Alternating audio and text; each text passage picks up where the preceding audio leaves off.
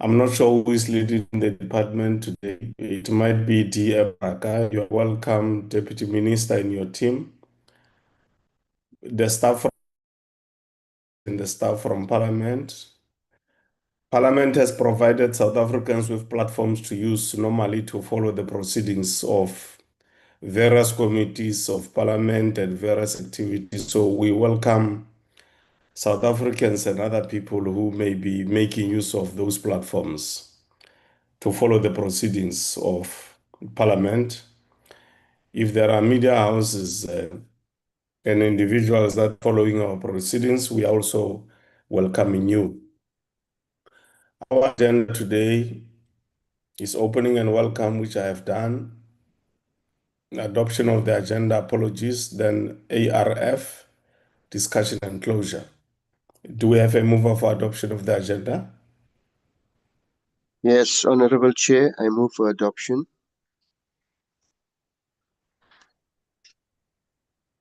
I Honorable second, Mr. Chair. Lubabalo, am I audible?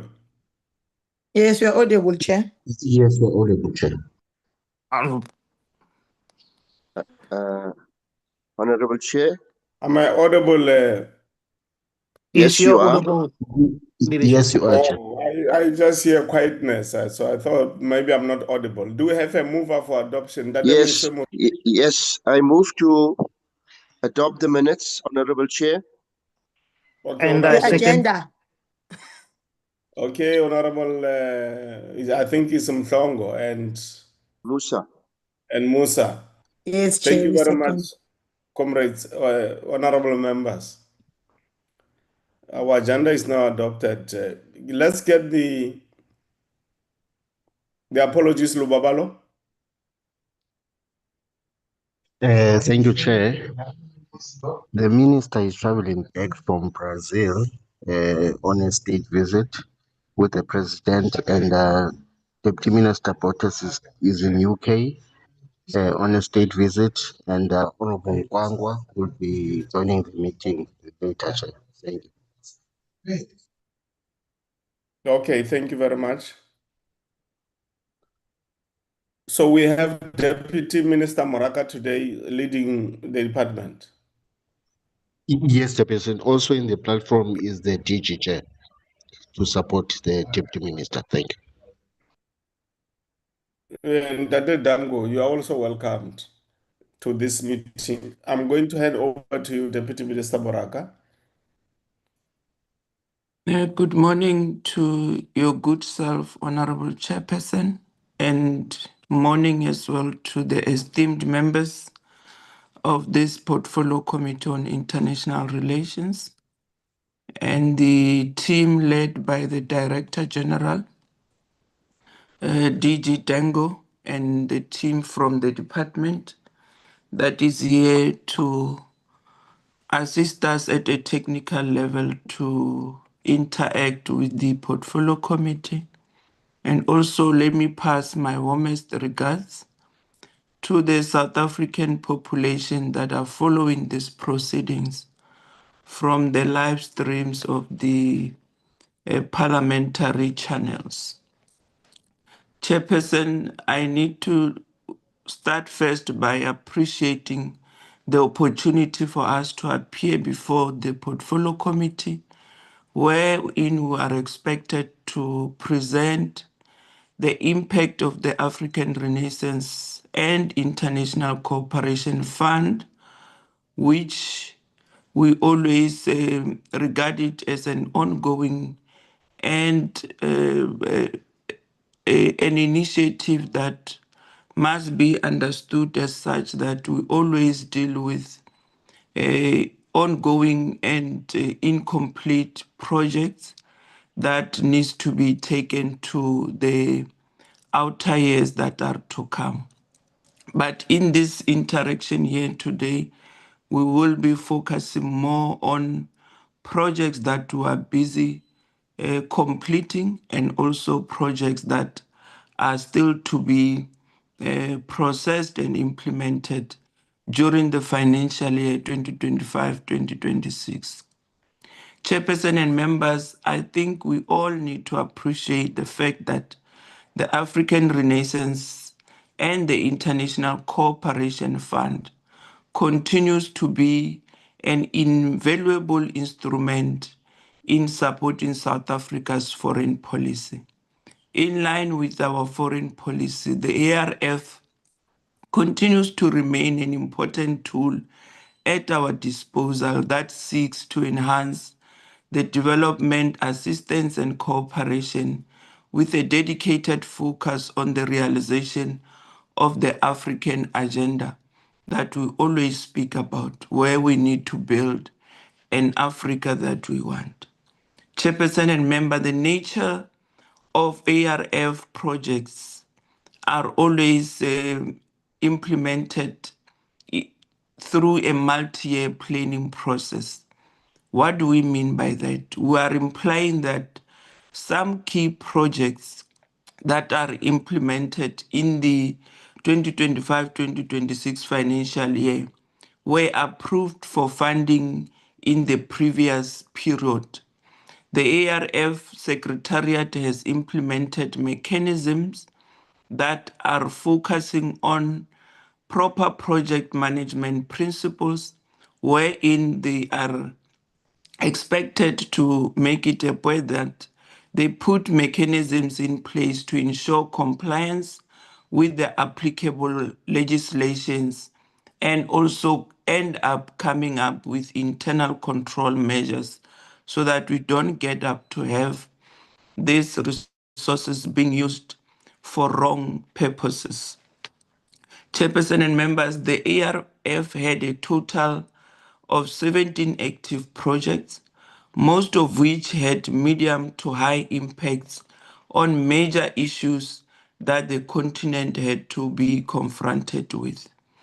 Most projects focused on bilateral aid between South Africa and mainly African countries that were in dire need, where we then started to prioritize those projects. In November 2024, we also presented the impact assessment report to the portfolio committee, which was performed by an independent service provider for the period ending 2022-2023.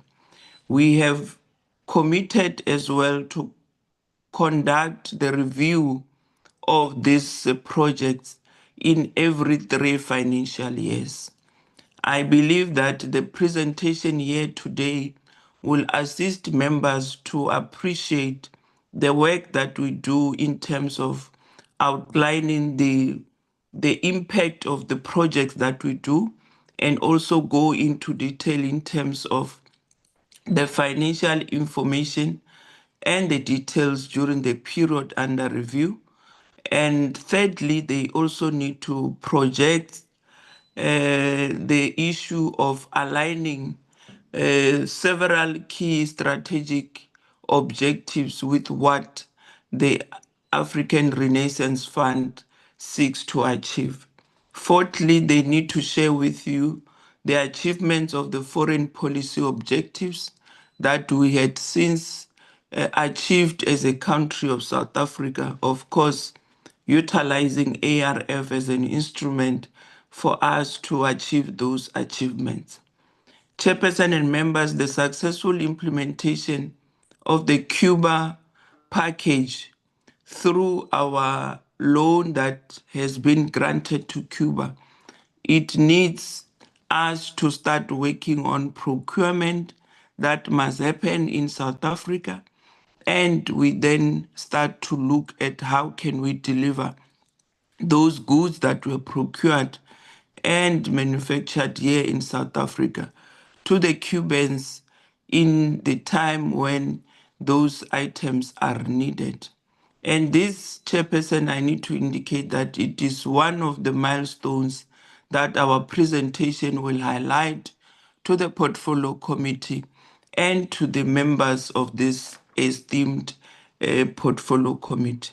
Honorable Chairperson, if you can then allow me that I request our head of operations for ARF, Ms. Lerato Sempo, to really take us through the brief introduction of the report and make sure that she elaborates more on the presentation itself, because I believe members of the portfolio committee are keen to understand certain projects that we have implemented and others where we continue to experience challenges, because I believe in other parts of the world where we're trying to extend a humanitarian aid in those war zones and the conflicting areas, sometimes we continue to experience those challenges whereby we can't even get access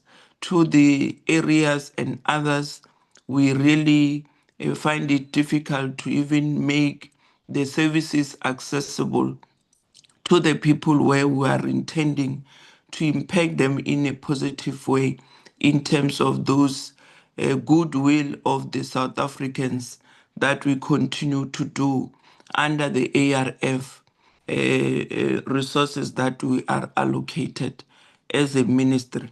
So Ms. Sampo is here, Ms. Lerato Sempo, who's our head of operations for ARF.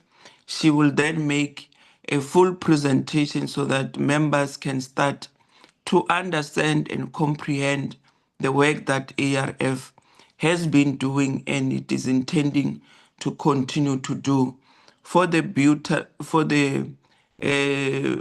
betterment of the people that are in the dire need of this kind of assistance from our side as the Republic of South Africa.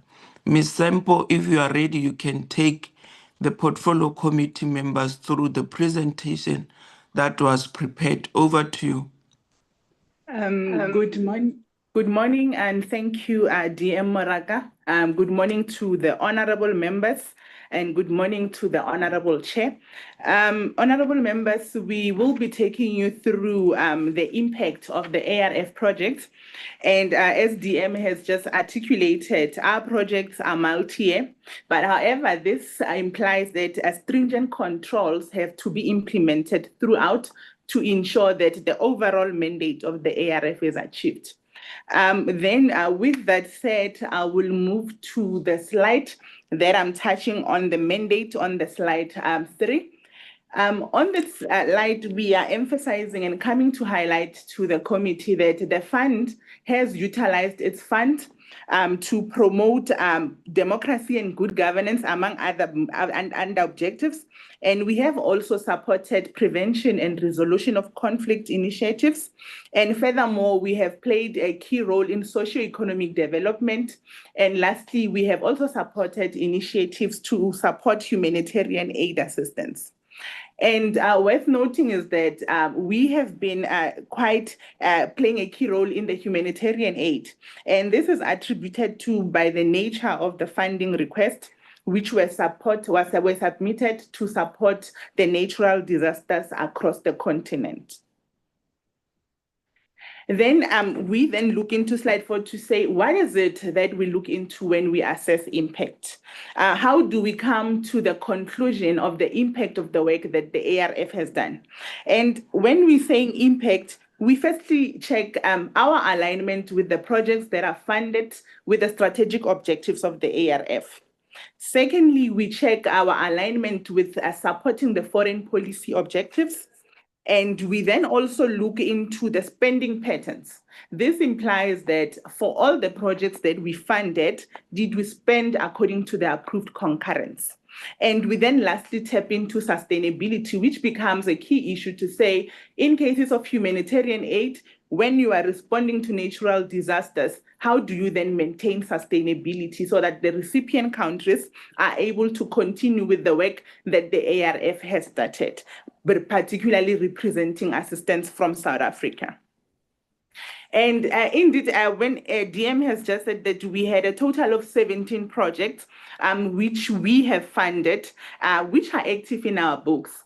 But however, there are dynamics into the implementation of the 17 project. But what we want to highlight here is that the funding was sourced from the annual appropriation from National Treasury. Secondly, we have also accrued interest on our loan that we have granted to Cuba, which has also necessitated us to be able to grant more funding. And we have also accrued interest from our investment. All those sources of funding then have supported the ARF in ensuring that we deliver the work and we create a space of visibility and enlarge the space where we are operating. But however, we are also noting that we have done the impact assessment. Following that impact assessment, we then have developed an action plan. That action plan is what we use as a day-to-day tool for the ARF Secretariat to monitor the work that we do, but also to increase the efficiency of the fund. We are planning that at the end of 25-26, we will conduct another impact assessment that will look to the 3 periods. And from that impact assessment review, we are hoping and anticipating that it will depict the progress that we have made and also give recommendation further on how to improve the work that we do across the continent. Then we look into projects funded. As I've articulated, we have played a key role in the humanitarian aid space. And one of the discussions have always been to say, is this the focus point for the ARF? But also we are coming to the committee to report that the nature of the fund is a reactive tool, which means that you fund based on the requests that you have received. So if the requests are within the humanitarian aid space and the request is in line with the strategic priorities for South Africa and there is available funding, therefore the recommendation for that funding will be granted. But we want to then note at high level the kind of key projects that we have funded under humanitarian aid. We have funded humanitarian assistance for Cuba, and we have also funded humanitarian assistance for the Sahrawi refugees. And also we have supported the state of Palestine for the people of Gaza, where there was a support that South Africa has pledged at quite a crucial time where withdrawal of certain funding has been affecting the work that is done by the UN agencies. We have come to the forefront as the ARF and worked with UNRWA on the ground in Palestine to support the people of Gaza. And we're also highlighting the drought relief for Namibia. This is a project for humanitarian assistance, which we installed boreholes for the Namibian government. This is one of the key milestone projects where it demonstrates sustainability. It is not linked to a once-off supply of certain equipment, but the boreholes were installed and we made sure that also the maintenance and the functioning of the boreholes have been done for the people of Namibia to resolve the issue of drought relief. Then we also tapped into human resource development, where one of our key projects that we have funded in the 25-26 has been firstly capacity building to strengthen ombudsman institutions. Here is where we are funding initiatives for institutions like the public protectors for African countries, because this project supports democracy and good governance.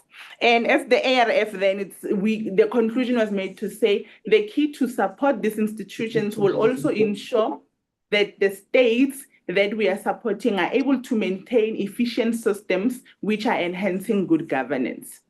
And lastly, under humanitarian, under human resource is to speak to the promoting transparency and accountability in the public sector. Here we have supported an entity of the Auditor General to train other Auditor General for 13 African countries so that the auditing standards that are implemented by those countries matches those of the international audit supreme institutions. And it is one of the projects that is currently under implementation, and we continue to monitor it so that we are able to assess at completion stage the impact overall that was achieved.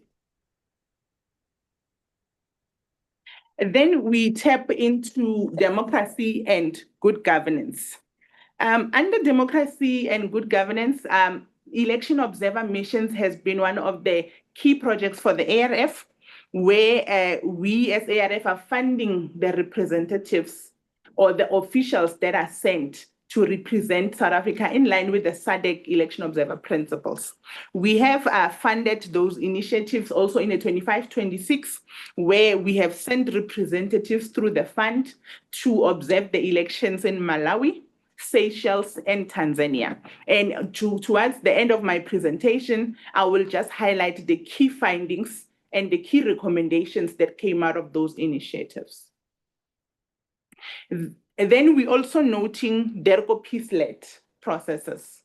In the mediation and support space, South Africa has demonstrated experience in the mediation processes.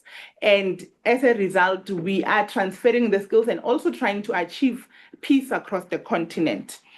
This project seeks to support the special envoys. For example, currently we have the support for South Sudan, where the ARF is supporting as a special envoy in mediation and support. I don't think the prize is, but the whole intention and the plan is to see South Sudan holding its first democratic election in the 2026, and that will also be dependent on the key processes and activities that are implemented in line with these objectives. And then lastly, we'll touch on the socio-economic development. As the DAM have just spoken to the Cuba economic package, we have implemented successfully the Cuba economic package, and we are in the process of closing that part of the economic package. And this project has not only ensured sustainability, but it has increased bilateral relations between South Africa and Cuba.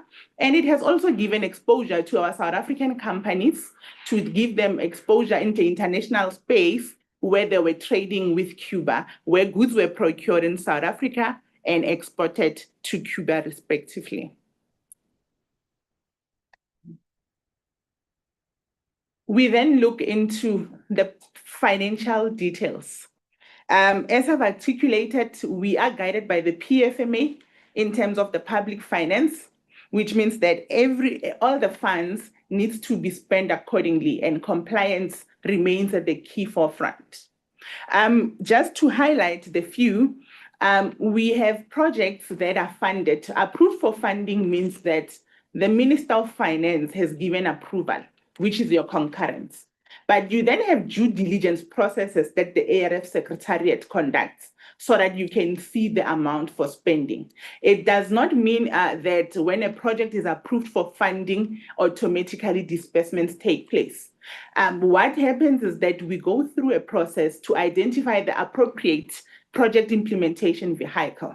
It can either be through a tender that is conducted in South Africa, through our DERCO processes, where a service provider is appointed to implement that project. It can either, secondly, be through partnership with the UN agencies. So we do that assessment and recommend the most feasible, efficient, and economical approach. Therefore, on the projects that we have funded, that we have currently, where we have been dispersing, it's for the humanitarian assistance for the Sahrawi refugees. We have managed to successfully disperse that in partnership with the Sahrawi Red Crescent, which is based in Sahara, where they were assisting. Because here you also assess to say, is it practical to do a tender? Impact also looks into the aspect of secondary impact, where funds are supposed to flow back into the economy. But we take into account the considerations of the risks also with the transportation and the nature of the goods that are required. And in some cases, it is more beneficial to partner with the UN agencies that are already on the ground. And also, we are also highlighting that for Palestine, we have also partnered with UNRWA, who is already having visibility in Gaza, where they have also implemented. The project is ongoing, looking at the rehabilitation of medical centers. And that is already also ongoing through a UN agency. Then to just highlight the item, the provision for vaccines to 20 African countries. This project was committed during when South Africa was president to the AU. And the idea of the project was to deliver vaccines to 26 African countries. Approval was granted for 288 million. But however, we only dispersed 106 million towards that. The reason for that is that due diligence processes were also conducted, but the member states which we had planned to provide support for were supposed to confirm their state of readiness to receive the vaccines. So only 9 countries confirmed their state of readiness. Hence, the disbursements were only amounting to 106. We are in the process as the ARF Secretariat to review this project, because I think when you're looking into the provision of vaccines, it's no longer relevant, which is also key for our project implementation, to check whether is the project that the ARF is implementing relevant to the continent. So provision of vaccines for COVID is no longer relevant. Therefore, we will reprioritize these funds in the new financial year and identify the project in the similar space that South Africa can fund to assist other member states. And that's where the difference between the two amounts will be redirected for. Then, honorable members, we also touched on the drought relief for Namibia. We have also spent 72 million on that, and there is an unspent budget. But however, the unspent budget means that we still also have to review. There's an option to say you review and you technically close the project, and you say we have achieved what South Africa has aimed to achieve with this project. And there's also a review that goes into process to say, where are we going with Namibia? Do we identify Namibia as our strategic partners? What kind of work do we want to see, and political mileage with the Namibian government? And those conclusions then will be factored to say, how do we utilize the unused budget? The other option might be to completely close it and reprioritize the funds to other countries where there is a need. Those processes are going to be taking place in the first quarter of the 26-27 financial year. Then we move into the next slide that looks to alignment with the foreign policy. As we're saying, we're supporting the foreign policy objective. It's important for us as the ARF to reflect, to say, have we adequately supported the foreign policy? Because the ARF works to support the work that is done by different directorates within the department. And we are comfortable to come and report to the committee to say all the 17 projects have strengthened bilateral relations with the countries that we have supported. And we are also proud to come and say, in support of peace and stability, the projects like DERCO Peace-led process and also our humanitarian aid for Palestine have ensured that we continue to support the peace, the prevention and also resolution of conflict, but also peace and stability across those countries. And we also looking into the next foreign policy for post-conflict reconstruction. Refugee support for Sahrawi has demonstrated those initiatives. The contribution that was provided by South Africa has been noted as one of the key achievements. And it has also been noted that the support comes at a time where you have fiscal constraints across the departments, but South Africa managed to deliver the 3-month supply of food basket to the people of Western Sahara. And we have also enhanced the unity and integration, where during COVID, where we were faced with the same challenge, but South Africa managed to pledge contribution for vaccines, because we understand for unity, we had to share what we have so that we are able to cater for more for the bigger audience. And we have also continued to work with the promotion of socio-economic development across Africa. This is a project that we were supporting farming interventions for the people of Cabo Delgado in Mozambique.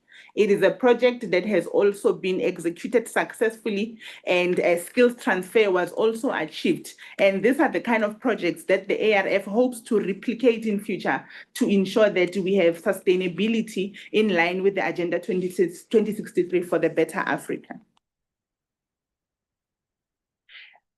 Then we now want to tap and say, what is our key projects that we focused on? And the support for the Sahrawi refugee, we drilling down to speak to the mandate. We have supported 588 families over 3 months with the provision of food baskets. And we are also noting that the impact has been high. And why it has been high? Because we are supporting their livelihood, you are keeping the issue of malnutrition, and also you are supporting the children in Sahrawi.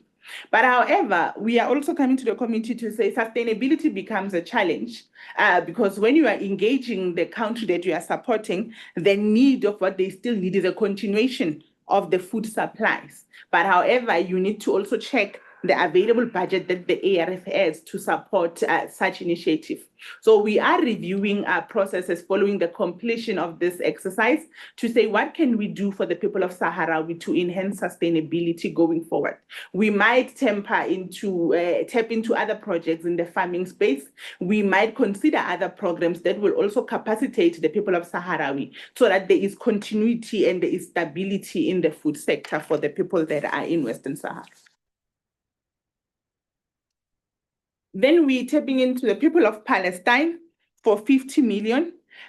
Here we were looking into medical centers. The situation in Palestine remains to be dire. The people of Palestine and particularly the people of Gaza are in need of assistance. And we have partnered with UNRWA in that aspect.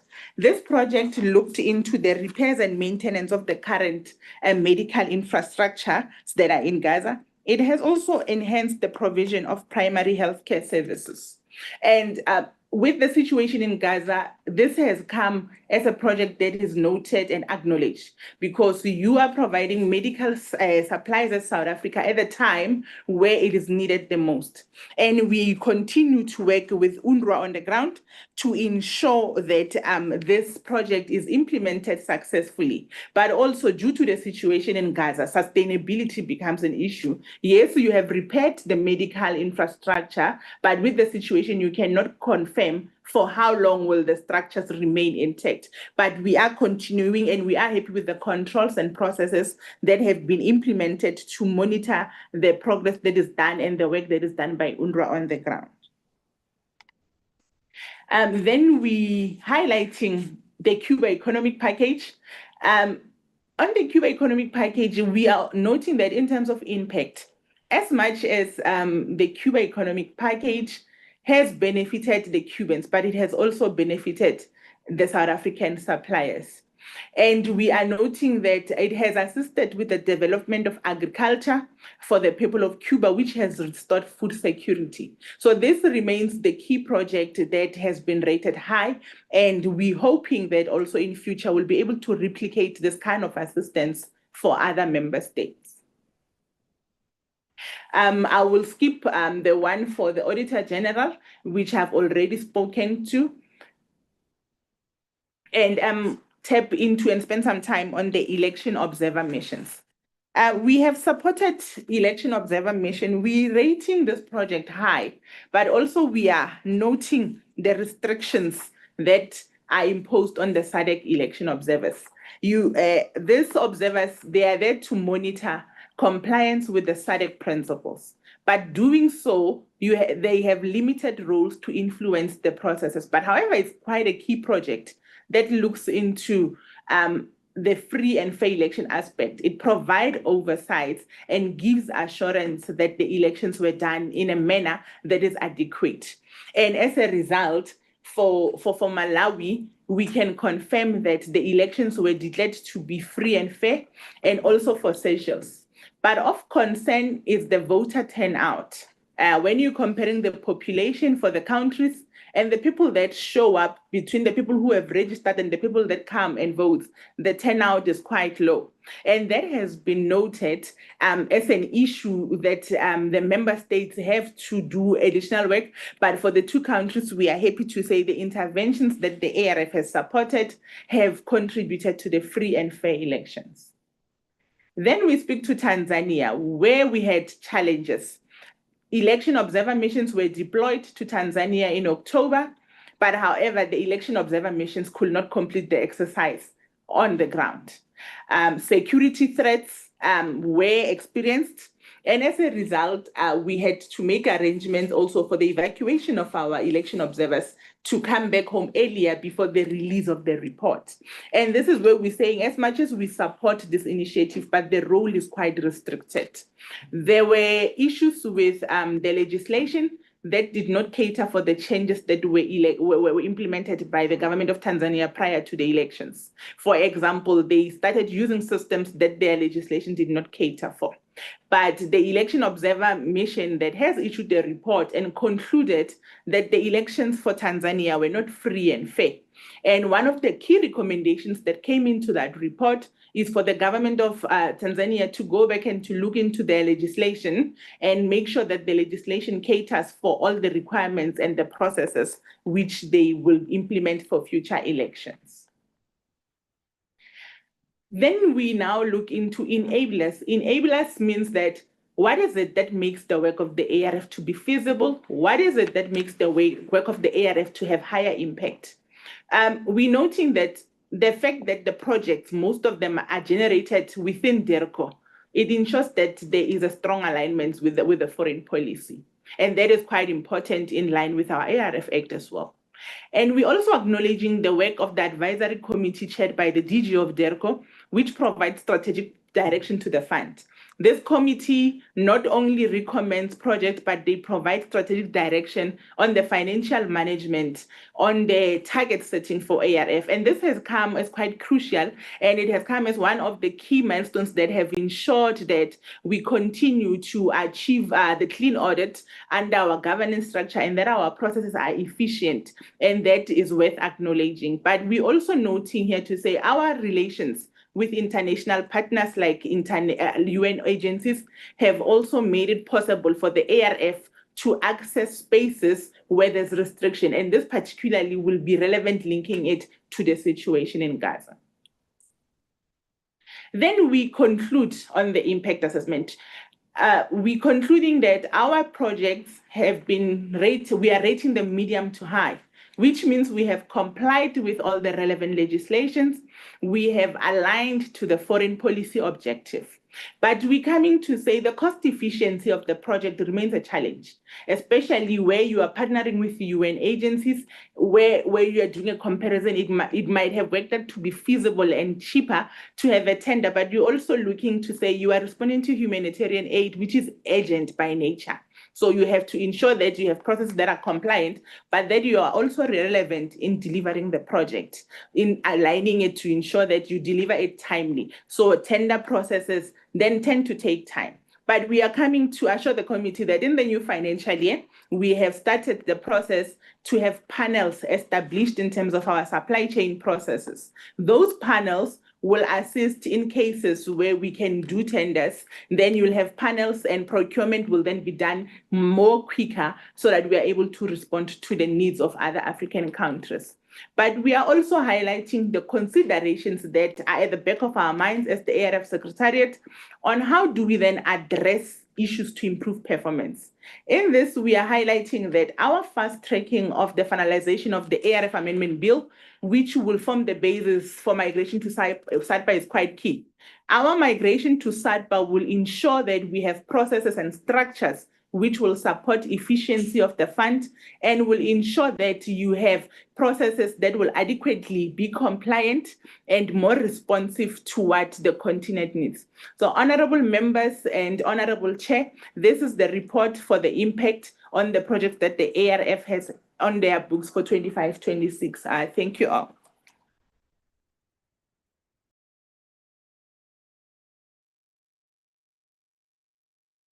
Thank you very much for the presentation. DG, are you amplifying anything?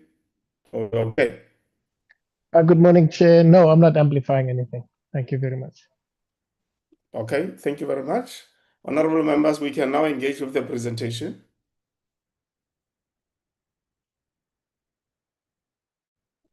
Honorable Dr. Kanyisile Lynchfield Chabalala. Thank you, Chair. I have a couple of questions. I'll try not to take a lot of time. And thank you for the presentation. Thank you, DM, and thank you, DECO, for coming through. Under mandate and purpose, the ARF was established to promote cooperation with African countries, democracy, conflict resolution, socio-economic development, and humanitarian assistance, as was said. How does DECO actually measure whether the fund and its projects that it funds actually advance these objectives? How do you measure that? to be sure that there is a return on investment? And then can you also just, if you have, give us clear indicators or metrics that demonstrate that these ARF projects actually strengthen South Africa's leadership role in the continent? And I'm asking this because in Cabo Delgado, for instance, we have an agricultural project, but Mozambique didn't ask us as the SANDF in Cabo Delgado. They actually went with Rwanda. And I'm glad I'm talking to DECO, because then these things are said in passages that they actually shunned us by doing so, but we are involved in, other humanitarian projects. They might as well ask Rwanda to do that for them. In terms of governance and oversight, the presentation notes that most projects are generated within DECO itself, which makes sense because, they are foreign relations. But what safeguards exist to prevent conflicts of interest and to ensure there is independent project evaluation and selection? And then what role does Parliament play in the oversight of project approval, monitoring, and should the committee be receiving regular progress reports on the IRF-funded initiatives? Should we be able to provide oversight on these projects? The conclusion also mentions the need to improve the IRF governance structure. What specific weaknesses were identified to reach this conclusion? And then in terms of financial management and value for money, what percentage of the IRF budget actually goes to administration versus direct project implementation? Because I know that's always a problem that we face in the continent. And then the report indicates the cost efficiency in project delivery remains a challenge. What are the primary causes for these inefficiencies and what corrective measures can be implemented? I understand you're working with partners and countries, so you work within may or can. Sometimes it's not an issue of shall.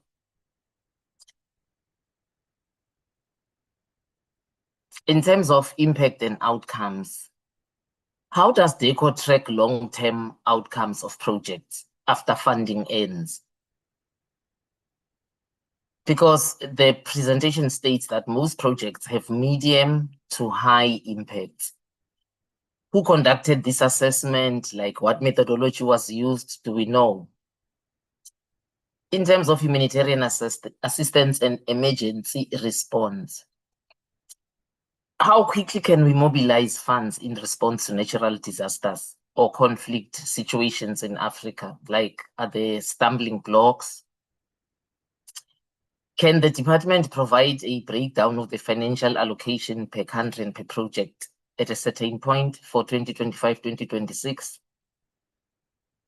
And then in terms of humanitarian assistance and emergency response, how quickly can we mobilize these funds for conflict situations in the continent? Then my very last one, Chair, our role in the continent. Sorry, I wrote this question down, so I'm just looking for it. How does the IRF funding strengthen our diplomatic relations and influence in terms of partnerships? Like, can we as DECO say the countries that we have helped, for sure we know they are on our side right now? And I'm asking these questions because we know that, and it was made actually in the last presentation when we were dealing with the East Africa, West Africa. And it was also mentioned in the SADC presentations. These countries sometimes do the opposite of what we expect them to do as South Africa. It's almost like at times we feel like we are begging the relationships as if we owe them something. So how sure are we that the ARF funding strengthens our diplomatic influence and partnership? And then do we coordinate with regional bodies? I know, especially for humanitarian, we will work with NGOs on the ground. But are there instances where we coordinate with the AU, SADC, or EAC, you know, those bodies, if what we are doing is in East Africa, or ECOWAS if it's in West Africa? And then in a context of rising geopolitical competition in Africa, how is the fund positioning us as a credible development partner rather than a symbolic donor? Because I feel like at the moment, what we are doing is a symbolic donorship. In terms of Tanzania, thank you so much to the presenter for touching on it. Chair, when we were given the SADC presentations in Lusaka, we were promised, I think it was a matter of days, that we are going to get a briefing on Tanzania. May we get it, please? You know me, I'm like a broken record. If even we knew that in Tanzania, they didn't follow the democratic principles that we are promoting, but we are still maintaining relations with Tanzania. But we are not doing the same with the IS countries, the alliance of the Sahel countries, Mali, Niger, and Burkina Faso. I'm just like, it's a double standard. I mean, they went to elections doesn't make them better if our point of departure is that the others are dictatorial. I feel it's the same here. In any case, I always worry when anybody wins elections by over 80%, 90-something percent, even the ANC didn't get that in 94. So we need a briefing on Tanzania, and maybe we need to be taken into confidence. And I know it's our historical struggle, partner and supporter, but yeah, we need a presentation to decide how are we going to deal with Tanzania going forward. The election observer missions can't influence, they can just provide oversight. I think this brings us back to the issue of the SADC Parliamentary Forum being mandatory. Imagine having spent all this money just for you to say, oh, the elections were free and fair, or the elections were not free and fair, and afterwards there is nothing you can do about it. So I think while it's important, it needs to migrate to somewhere where action can be taken or influence can be done, at least. Then in the slide, there was a mention that the president pledged at EU pledging conference. I'm just clarifying, what's that EU pledging conference? And which other African countries attend that pledging conference, and what gets pledged? Are we being pledged to in terms of the EU that they'll give us money for African countries, or are we pledging to the EU that we shall assist African countries? It's just a clarity-seeking question. Otherwise, thank you so much to the presenter. Thank you, Chair, for the opportunity, and thank you for bearing with me. Thanks, Honorable Linksfield Chabalala. Honorable Mhlongo. Good morning, Chairperson. Good morning to honorable members and the team from DERCO as led here today by the Deputy Minister. Chair, firstly, Chair, I want to say there's some underspending or no spending at all on some projects. Firstly, the mobile modular school to the Sahara refugee camp, humanitarian assistance to Malawi, and humanitarian aid to the Republic of Mozambique, and also the Cuba. Now, I don't understand why there's no spending at all, even though you are still looking at avenues on how to explore this. Yet, when you did the proposed budget to a national treasurer, the department had plans on how they want to assist in these different countries, to promote peace, stability, democracy, and cooperation or bilateral relations with these countries. You had these ideas on the table. You proposed how much you would want to spend on this project, and National Treasury approves and gives funding for this project. Yet you do not spend on this project. How are you going to motivate going forward why National Treasury ought to fund these projects where there's no spending or there's little spending on them altogether? And this also highlights the fact that we say that on the provisions for vaccines to 26 African countries, that you don't anticipate more spending on this. And there's a lot of balance from that as well. But already in this financial year, in the 2025-2026 financial year, you already knew that COVID-19 is no longer a thing where you will need to assist some African countries in order to procure vaccines. Then why then continued with that budget line or project, keeping it in the department, asking for funds to be allocated for that funding, yet knowing full well that it will not be something that will be able to prioritize or implement. Now, since there was underspending on the G20 financial support to South Center initiatives, can't DERCO ask National Treasury to move some of this money to other projects, or even to move it to the department itself outside of ARF to come and fund? I know the vacancy rate of DERCO is too high, 24% vacancy rate, and there's also already an overspending on the salary bill, because our salaries get to be affected by exchange rates. Yet there's a lot of vacancies. Looking at the unemployment rate of South Africa, will it not be prone to ask National Treasury to motivate that balance be moved, since we're done with a hosting of the G20, to be moved back to the department and be allocated to the salary bill? Now, our agricultural development support for Cabo Delgado province in Mozambique, there's also overspending. Surprisingly, when DERCO reports, when we had a report not only from DERCO but also from the ambassade in Mozambique, you are always silent on the happenings of Cabo Delgado. It's like we have taken a stance, or DERCO has taken a stance, to deliberately keep quiet about what is happening in Cabo Delgado. Yet there's monies of South Africa going into assisting and funding projects in Cabo Delgado. But when it matters the most, we are receiving reports either from DERCO on the political situation in Mozambique. You deliberately exclude the report on Cabo Delgado and the insurgency and the instability in that province, and how we got to withdraw from Samim. Last we were told that we got to withdraw from Samim because at the request of the Mozambican government. Yet the Rwandan forces are still there. They are still operating. Yet the South African companies that are operating in the area.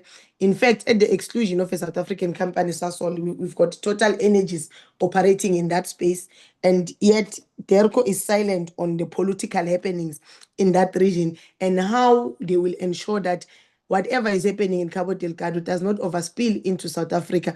Do we have are we collecting enough intelligence on the ground in Cabo Delgado to ensure that when there should never be a problem for us that comes from Cabo Delgado spilling into South Africa? Now, Deputy Minister spoke at length and very beautifully, I might say, about our assistance to Cuba. And but when you go and read the actual report, there's no spending on that project of Cuba. They are still trying to procure means on how to implement this project. Cuba was our friend during the dark days, during the most difficult period of South Africa.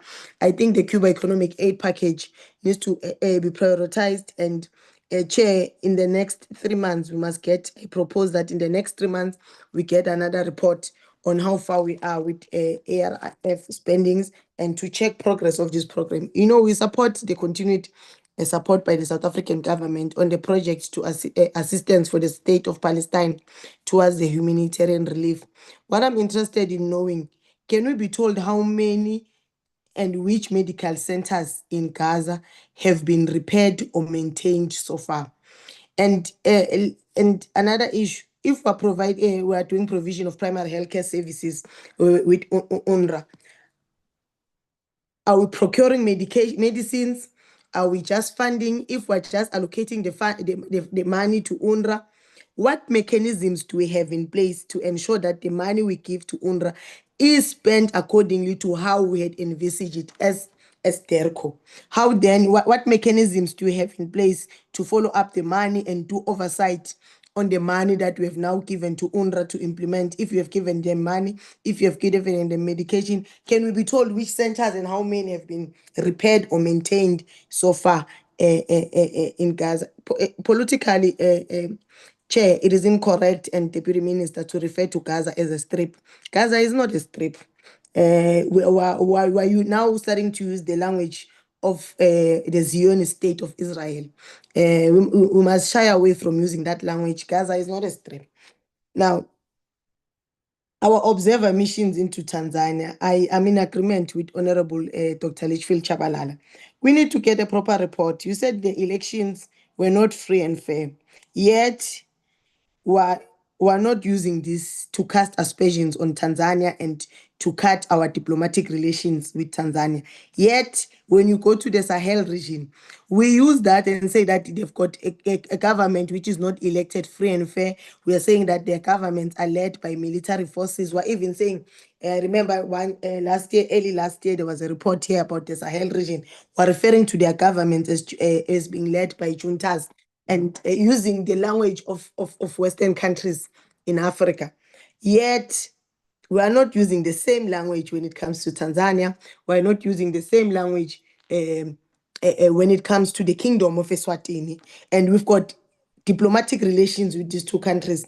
Yet we have agreed, our report here from DERCO agrees that the elections were not free and they were not fair. What is now the stance of South Africa in this regard, and how do we envisage that going forward, how we're going to handle our diplomatic relations with the country of Tanzania? It's very interesting, Deputy Minister. I would like to hear your views and your opinion on this matter, including the DG on this matter, on how then do we move forward and why are we casting aspersions and calling downgrading our diplomatic relations in the Sahel region, saying governments are not free elected. Yet in Tanzania, we've agreed in our own report here that is presented by the department that the elections were not free and fair, but we maintain diplomatic relations, we maintain cordial relations with the Republic of Tanzania. And lastly, Chair, the drought relief in Namibia, there's underspending. I want to understand, it was underspent because the boreholes that were put in place, you felt that they were more than enough. The areas that you had targeted to put those boreholes, all of them were covered, or what could be the reason behind the underspending, or it was an over allocation, that it was over allocated. This project was over allocated.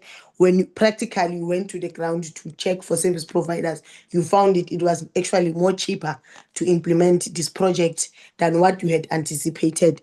And overall, what influences underspending in other projects is if we look at the approved funding vis-a-vis what is currently spent by the department or by ARF on this project. I'm very interested in that, if it can just be answered.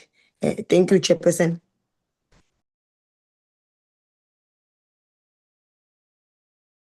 Okay, thanks, Honorable Muthongo.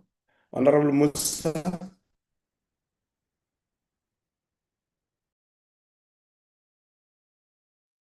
Thank you, Chair. I'm largely covered. It's just that the one aspect I would like clarity on is with regards to Iran, whether there is considerations for review, or is there any funding also available for Iran's present situation?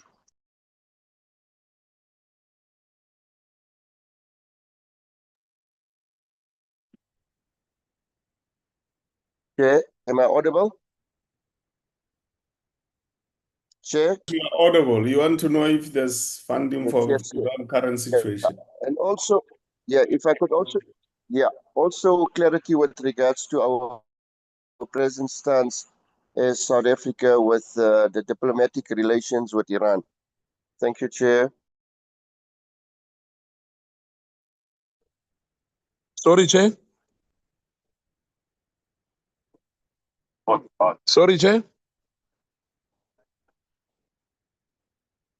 Hello. Honorable Musa, are you done? Yes, Hello. thank you, Chair. I'm done, Chair. I've been covered already. Thank you. Okay. Hello, Chair. There's somebody saying Chair. Who is this person? Yes, it's me, Chair. Honorable Skosana. I wanted to Honorable excuse myself. Skosana. Yes, I want to excuse myself because the ad hoc is starting. Oh, good luck, Honorable Skosana. Yes. Go well, my I'm coming brother. back. I'm coming back to the committee once we're done here. Thank you, Chair. Okay, thank you. Honorable Meshwe Muruti.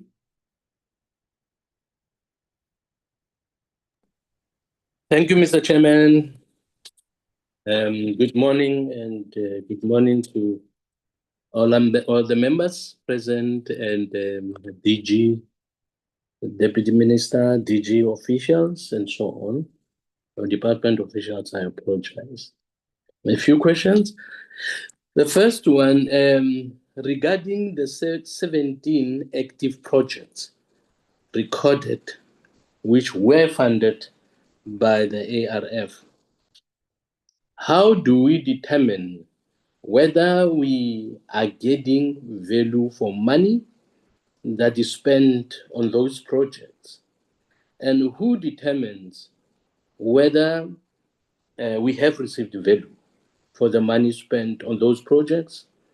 Does the department have enough resources to monitor or inspect those projects? So my question is, value for money, how do we determine whether we are receiving value for money for all those projects? We have been told that our Auditor General has trained some of the AU Auditor Generals or the other countries' Auditor Generals from other countries, and in order to raise their operation standards to the international level.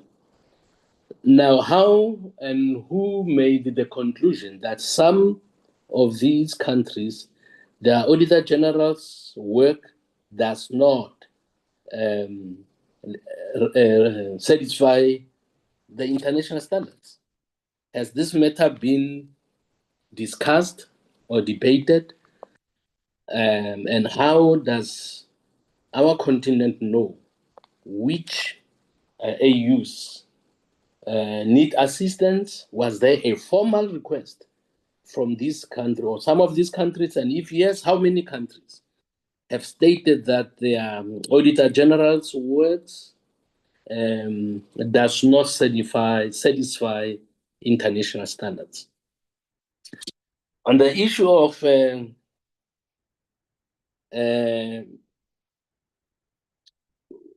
I want to know the methods or standards that are used to determine appropriate use of our assistance and whether there is any measurable impact of our contribution on some of these countries, including their projects. We saw that elections in Tanzania were violent, very violent.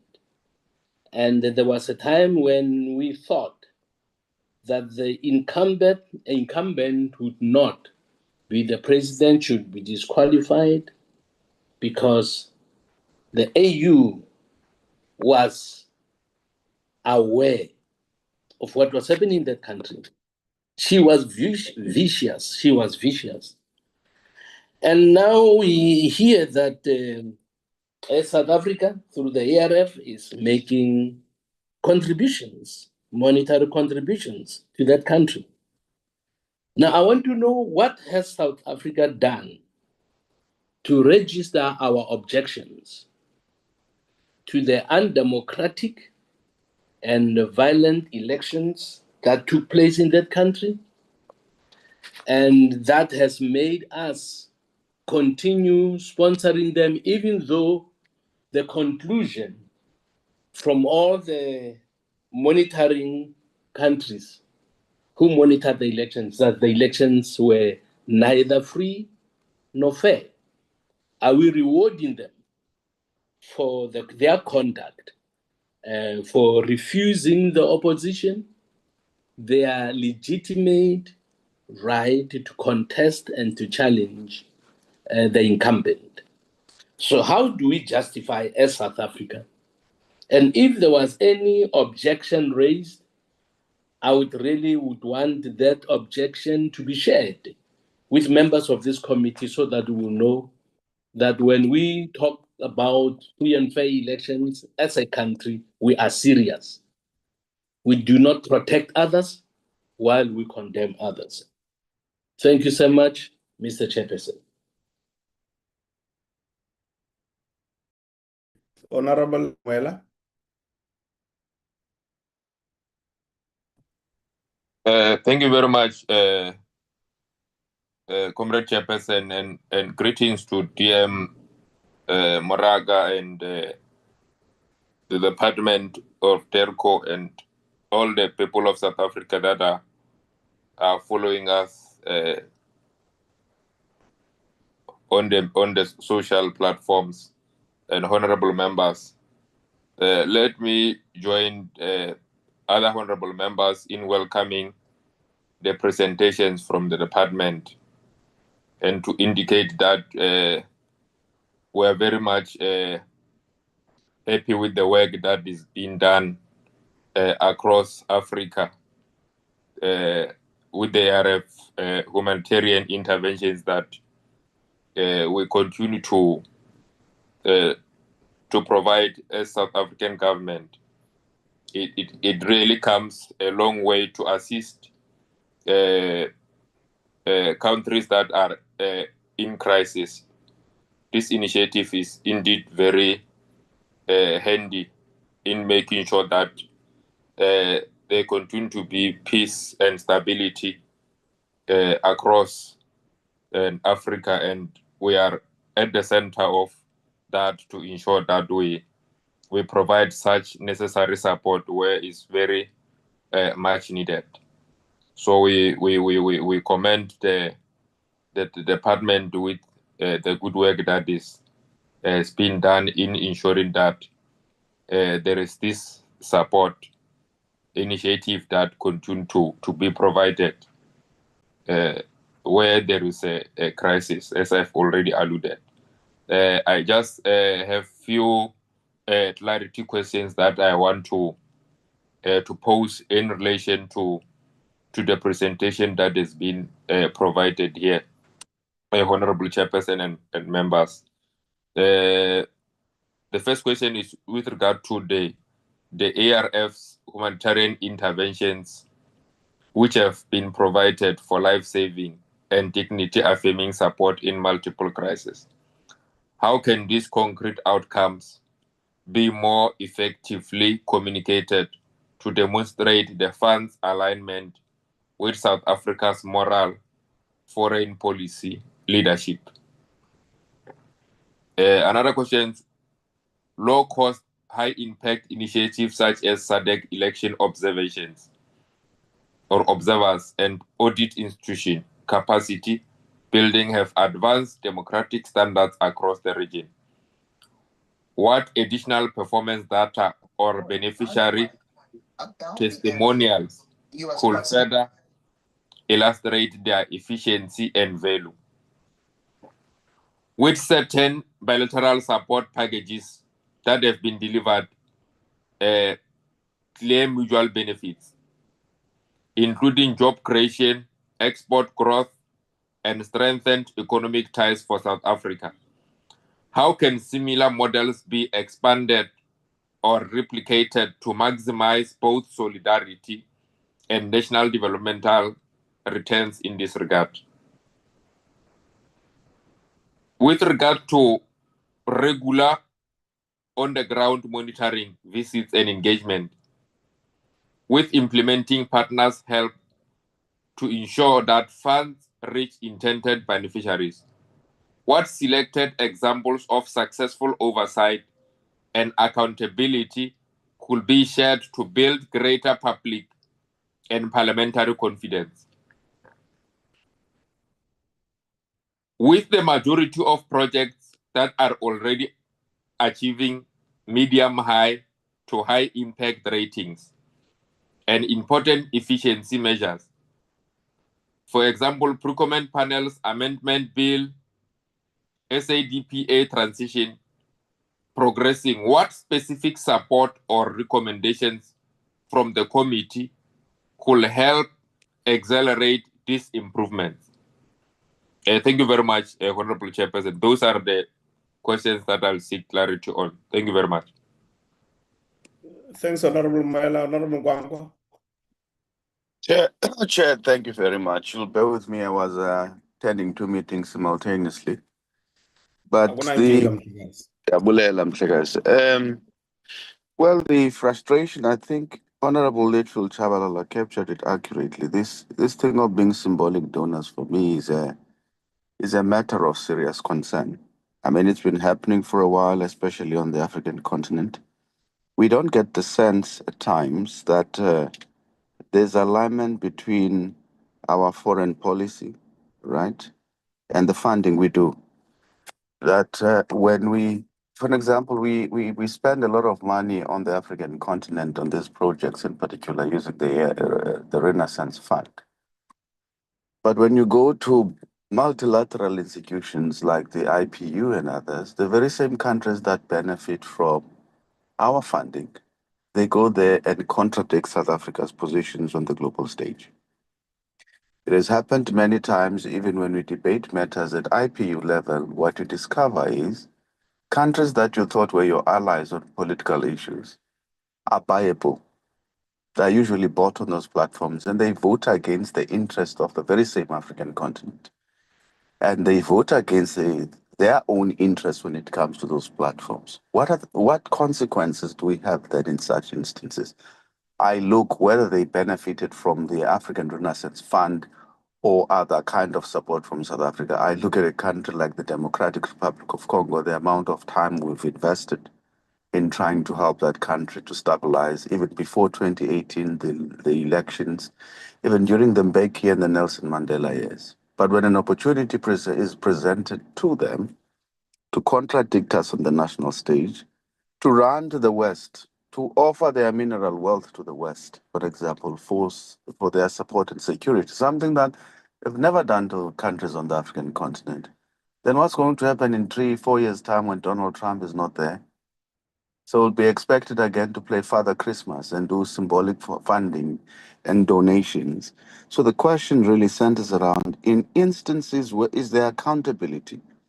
There should be accountability on the part of DECO. There must be a model where we are able to objectively assess, as Ndademeshwe said, whether there's value for money in these projects that we're investing in. Is there value for money for South Africans? Is there justification for us continuing to support certain projects in certain countries?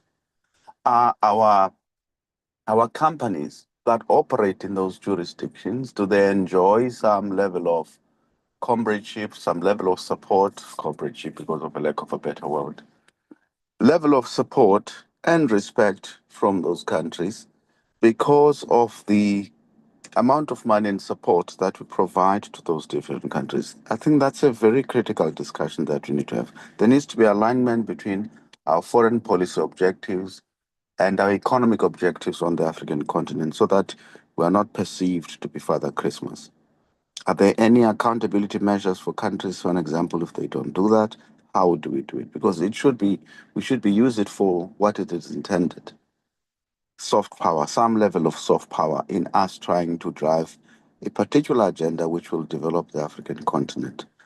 I just want to ask then perhaps the last question is, given that there are also, how do we position then this kind of support, given that the very same countries would receive some kind of support from, say, China, European countries, the Gulf financing that focuses on various sectors of the economy. Are we able to compete? So far as that is concerned, how do we position the fund? So I would be interested to know whether this thing aligns with our strategic objectives, and if not, whether we're able to pull the funding and focus the funding elsewhere. It would be great at some point to also get some kind of, even if it's sort of over a 5-year period or 10-year period or however many period that we think is reasonable, to say, how much money have we spent via this fund on specific programs on the African continent, and whether that has been value. It has been an investment for South Africa in particular, and whether it has worked for us to also improve our lot from an economic and foreign policy point of view. Thank you, Chair. Thanks, Honorable Nkwankwa. Honorable Mwala, your hand is still up. It's an earlier hand, I suppose. Apology, Chair. Honorable Modise.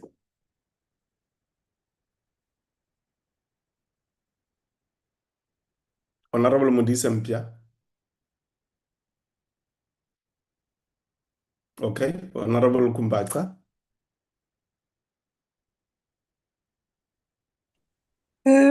Thank you very much, Chair, and good morning to yourself and Deputy Minister present and my fellow honourable members and team from Durban Parliament. Chair, let me first start by appreciating the report which was presented before us. I think the swift emergency support in multiple crises embodied South Africa's commitment, to human dignity and solidarity in Africa and beyond. And I also think that our active involvement in the SADC election observer missions and peace support initiatives helped, entrench free and fair and peaceful electoral processes across the region. I only have just two questions, Chair. I think one of them has slightly been covered by one of the honourable members, but I wanted to check what specific measures or timelines rather has the department put in place to ensure that a greater proportion of the funds resources reach beneficiaries on the ground, rather than these measures which were outlined, or rather rather than the measures which were put in place are not absorbed by the administrative processes. So I wanted to check how far they go in monitoring that these resources reach the beneficiaries, and that we are not only just limited to stats which are presented to us. And then also, Chair, lastly, I wanted to check, given the ARF's strong contribution to South Africa's continental agenda and its ability to respond flexibly to humanitarian development needs, how does the department think the committee can advocate for appropriate resourcing levels to enable the fund to scale its positive impact even further? Thank you, Chair. Thank you very much, Honorable Kumbacha. Honorable Datlas. Good morning, Honorable Chair, and good morning to the Deputy Minister, the DG, and the delegation from DIRCO. And also very good morning to all those that are listening on our different platforms. I want to greet you all in the name of my Lord and Savior, Jesus Christ, and in the name and the language of the Khoi and San people, the oldest First Nation people in South Africa. Kaites. Mr. Chair, this is a very good presentation, and I always believe that we need to give credit where credit is due. When we were doing the appropriations and budget and some of the BRRRs, the ARF actually was the one organization whose finances was in order. And as someone that is looking for clean governance and for something that we can emulate within the DIRCO environment, I want to say, well done to the team for making sure that their books balance and they don't have qualified reports from the AG's office. But that being said, Mr. Chair, there are still many issues that we need to discuss about the ARF and its impact on the continent and our impact as South Africa on the local and on the global economy. If we look at Africa, we have more than 50% of the world's mineral resources, including 90% of platinum reserves, which is 85% of which is here in South Africa. And yet we are price takers, not price givers. We have 60% of cobalt, we have lithium, we have manganese, rare earth minerals, we have now oil. And yet the whole continent contributes less than 3% of global manufacturing output. That means it's largely just continuing with a colonial extractive economy. And the ARF is, while it's commendable that we have these 17 projects, it's way too low an impact for what we have we have invested. The presentation before us indicates that the ARF, the current 17 projects is largely focused on humanitarian assistance and development support. And the fund was established directly in the year 2000 to speak on democracy, conflict resolution, development cooperation, humanitarian assistance, human resource development. So there's quite a few issues. In principles, these are noble objectives. But after having reviewed the presentation, one must ask a fundamental question, Mr. Chair.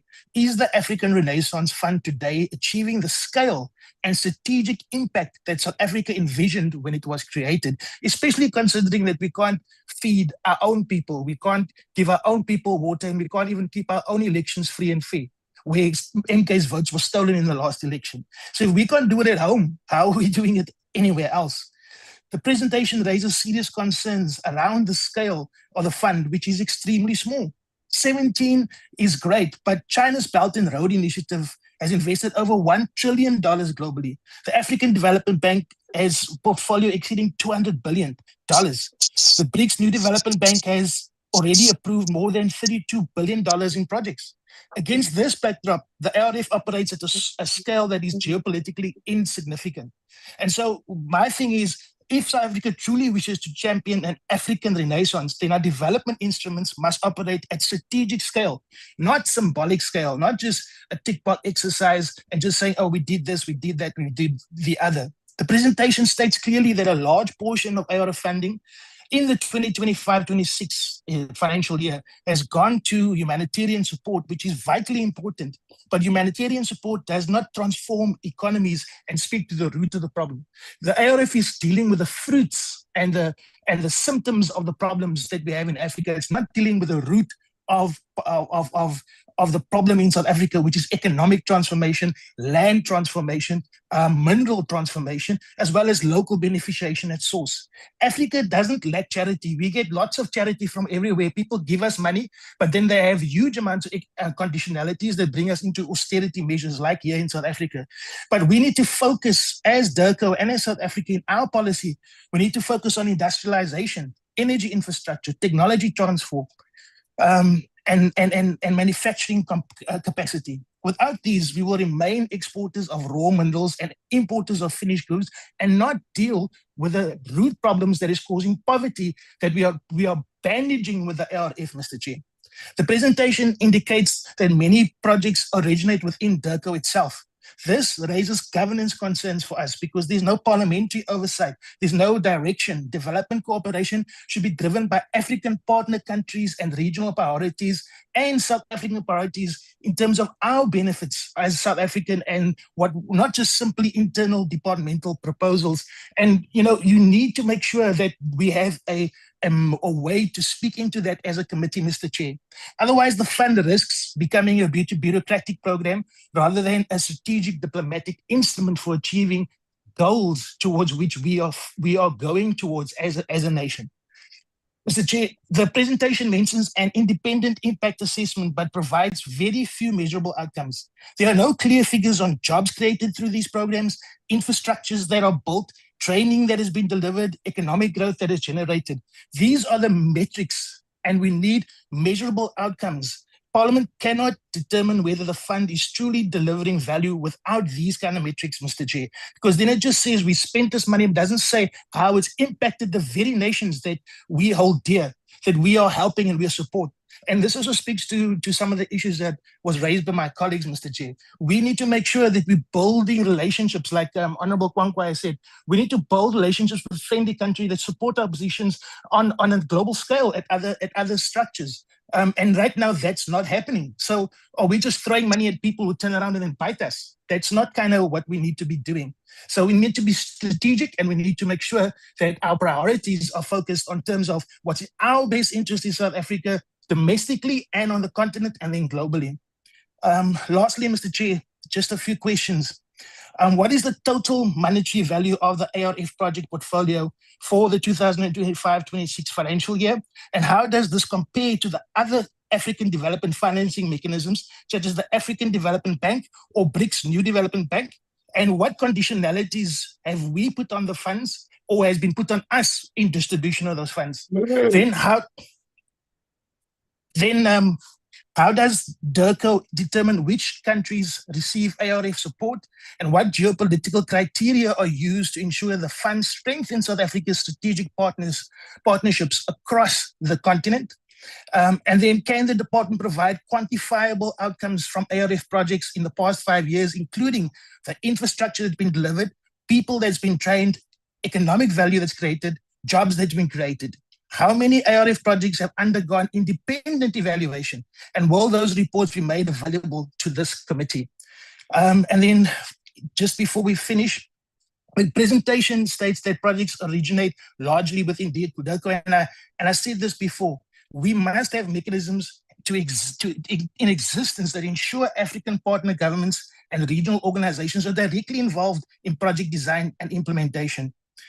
Mr. Chair, from the perspective of Mkonto Sizwe as the official opposition, we believe the African Renaissance Fund requires strategic transformation if it is to play a meaningful role in Africa's future. We need the scale of the fund must be dramatically expanded, and we have the resources. We have land that we need to transform, and we need to take back from those who have stolen it from under colonialism and apartheid, and resources, mineral rights. We need to take that back, put it into a national sovereign fund, national land trust, and we need to use it so that we can increase our income so that we can help more people on the African continent and help people at home. Mr. Chair, the focus must shift from humanitarian response only towards also including economic diplomacy and economic transformation. And here we must specifically focus on how does the fund speak to infrastructure development? How does it speak to industrialization? How does it speak to skills training? How does it speak to energy partnerships? How does it speak to technology transfer? Because these are the things that will get us out of poverty, Mr. Chair. And then the IRF should align with BRICS development and what is being done in terms of aligning itself with big development mechanisms and African financial institutions to mobilize larger developmental financing pools using our fund as leverage and the projects that we have as a conduit for those bigger funds. And then lastly, South Africa should use the fund to build continental value chains, ensuring Africa exports finished products rather than the raw materials. Because the true meaning of African Renaissance cannot be limited to small development charity projects. It must be about economic sovereignty, industrial power, and a restoration of Africa's place in the global economy. I thank you, Mr. Chair. Thank you very much, Honorable Douglas and honorable members. I hope I have not left any honorable member who may have wanted to express views on this matter of the Africa Renaissance Fund. From my side, just three things. Honorable Deputy Minister and DG. The first one is there was a process under the former minister which was aimed at looking at impact assessment regarding the projects that were implemented under the auspices of the ARF. The report we got at that stage from the department was that a service provider was appointed to do that analysis on behalf of the department. If we can just receive a report on how far we are on that matter.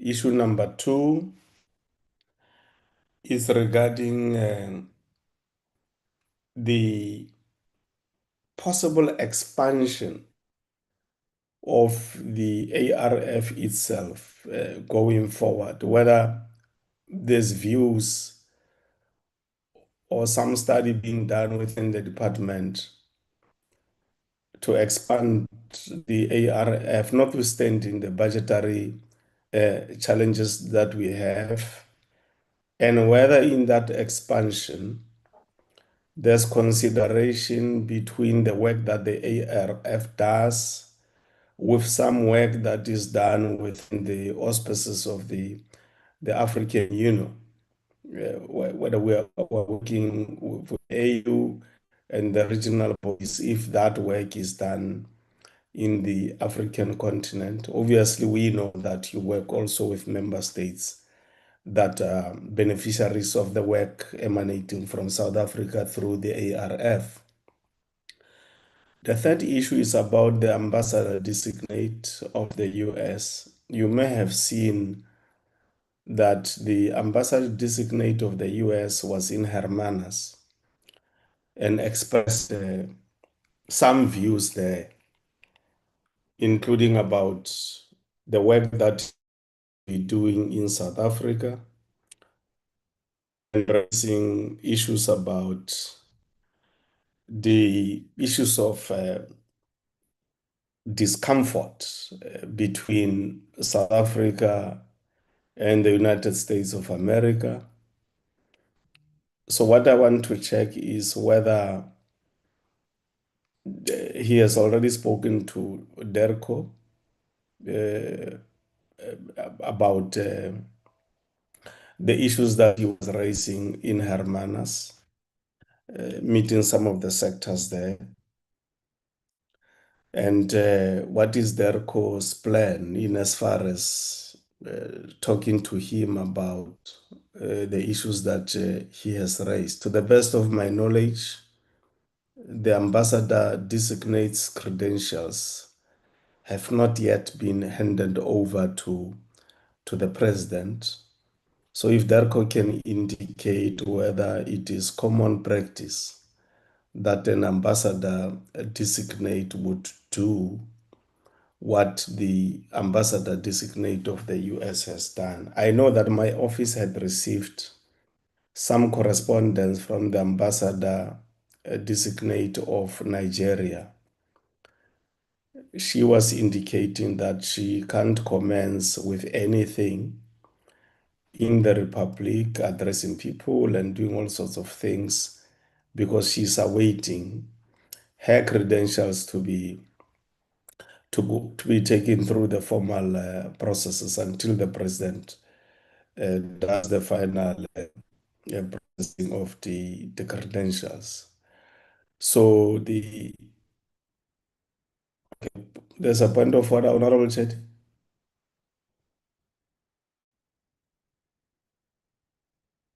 Honorable Chet, point of order.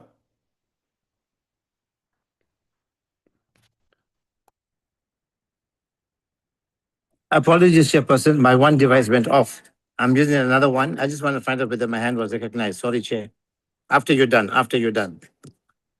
As a question. Well, after we are done. No, after you're done with yours, Chair, there's one question I wanted to ask that I couldn't get No, to. you Sorry can about speak. that. You can speak, it's fine. If it was a technical glitch, then you can speak. But you should have sent me an SMS or a WhatsApp. But speak for now, there's no problem. Okay. I just wanted to find out, Chair, what percentage of our total funds for the ARS is of the department's budget, please? I recall asking this the last time previously, and we didn't get an answer. I'd appreciate if we can get an answer today. Thank you, Chair, and thank you for the indulgence. Thank you very much, Honorable Chetty. So I was saying, honorable members, that my office had received some communication from the designate Consulate General of Nigeria, and just saying it's a courtesy communication to indicate that she's in the country and she's awaiting DERCO and the presidency to follow their own processes before she can start doing her work. So I'm just making an example. When you look at what designate a representative of Nigeria has done, and you compare that to the designate ambassador of the US, there is a difference. So if DERCO can just indicate what is the normal practice and whether there will be some engagement between yourselves and ambassador designate of the US, if indeed what he has done is somehow outside the norm. The last issue I want to raise is the importance of sustaining the ARF. I think DERCO must continuously indicate that it's important for ARF as part of our soft power to be maintained so that all of us as honorable members and Parliament in general and South Africans can understand why it is important for us to continue to have the African Renaissance Fund. If you can also indicate, Deputy Minister, whether in the pipeline we still have the bill which is en route to the portfolio committee regarding this matter, so that if it's indeed in the pipeline, the portfolio committee can start preparing somehow behind the scenes. As you know, programming has to be informed well in time about that. Part of the complexity for this year is going to be that there's local government elections coming, and therefore we need to factor in that variable of the local government elections if indeed this year we will receive the bill from the department. Thanks, honorable members. Over to you, DM. Thank you. Thank you once more, Honorable Chairperson.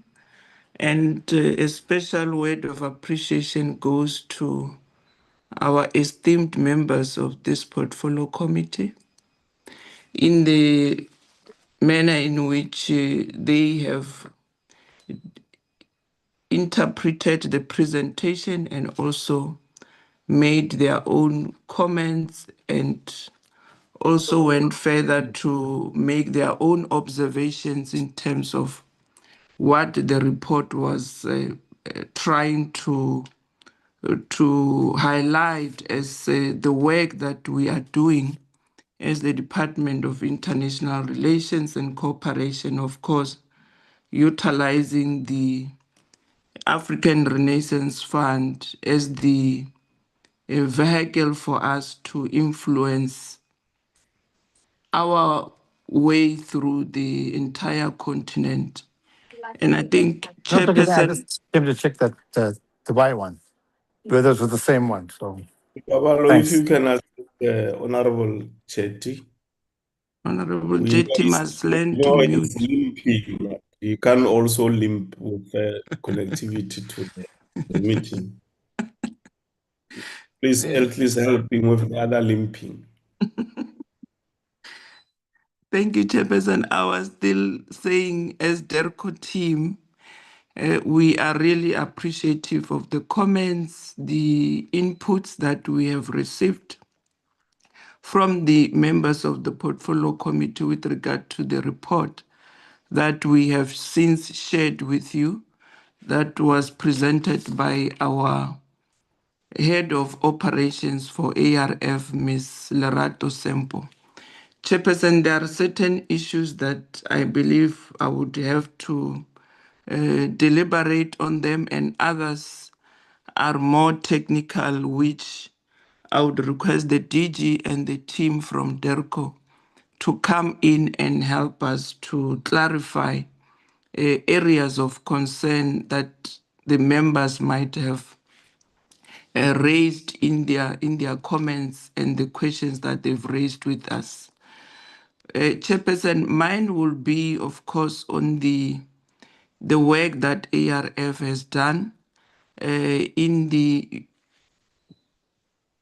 SADC region, where South Africa had participated in the United Republic of Tanzania through the observer missions when the elections were held last year. And I think, Chairperson, the presentation as it was shared with us earlier, it did indicate that the election observer mission did release a preliminary statement on the 2025 general elections that were held in the United Republic of Tanzania. And I think, Chairperson, that is still a preliminary statement that needs to be understood as such. And I believe this panel of the wise would then conclude on the work that they've observed when they were on the ground, when the United Republic of Tanzania was preparing itself to go towards elections. And up until that time, Honorable Chair and members, where we do get a report that is finalized by the election observer mission, is then that we can see how best can we respond to these issues, because I believe currently What is before us, it is only the preliminary statement from that panel of the wise that had represented the SADC region as election observer mission in the United Republic of Tanzania. So I would really plead with the members of the portfolio committee to bear with us that we need to then await a report that will be final from this panel of the wise on what needs to happen.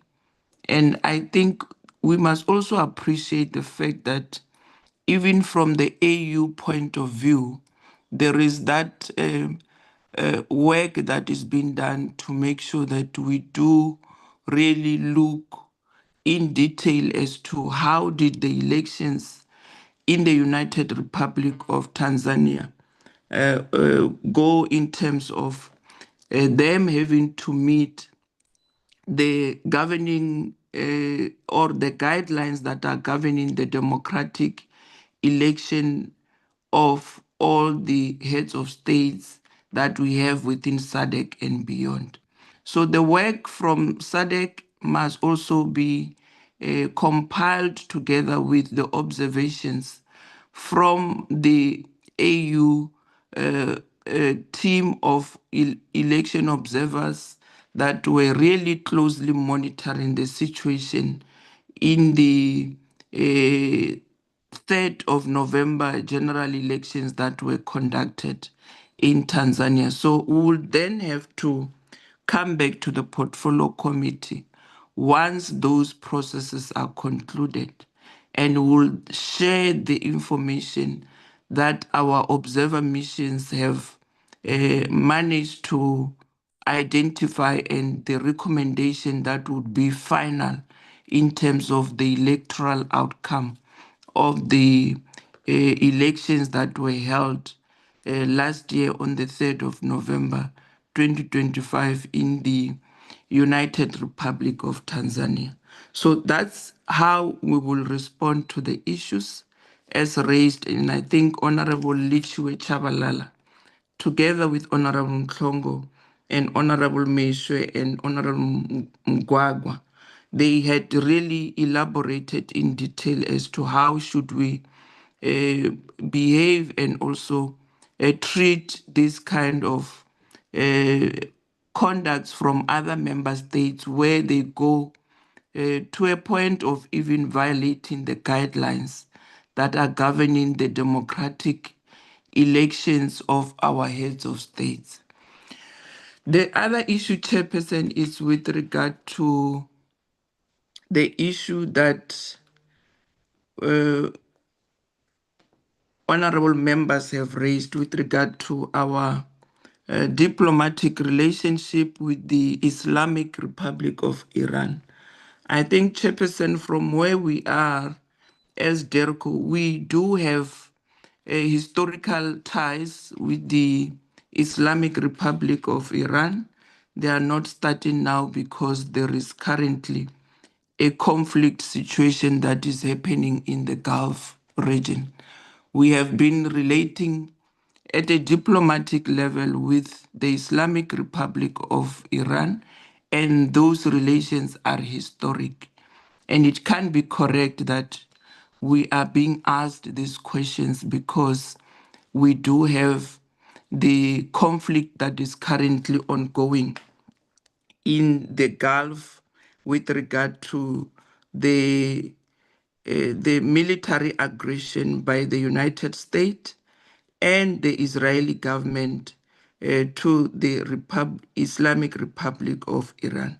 And I think honorable members had seen the posture of South Africa, where we have previously condemned the unlawful attacks on Iran by Israeli government and the United States, which goes to a point of violating Article 2, subsection 4 of the United Nations Charter, where it then prohibits the threat or the use of force against any territorial integrity or a political independence of any member states.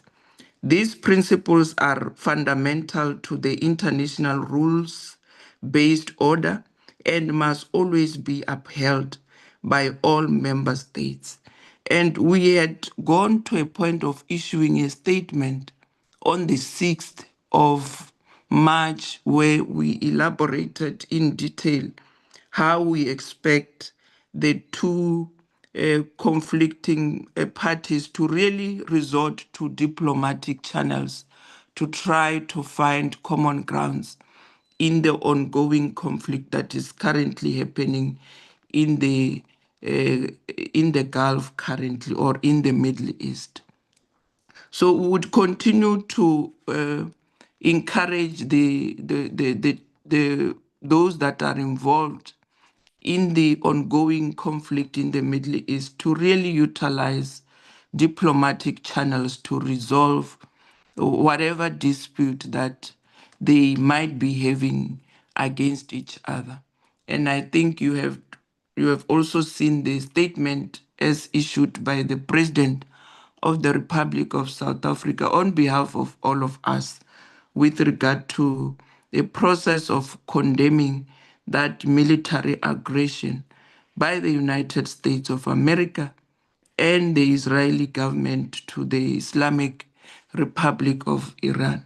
So I would really urge members to echo these sentiments. I know that in other areas beyond multilateral forums, you do continue to engage as members of parliament with your counterparts within the AU and also beyond the AU, that we need to make it a point that we utilize these multilateral forums and speak in one voice and really build towards that international rules-based order that must help us to move and progress towards a progressive internationalism.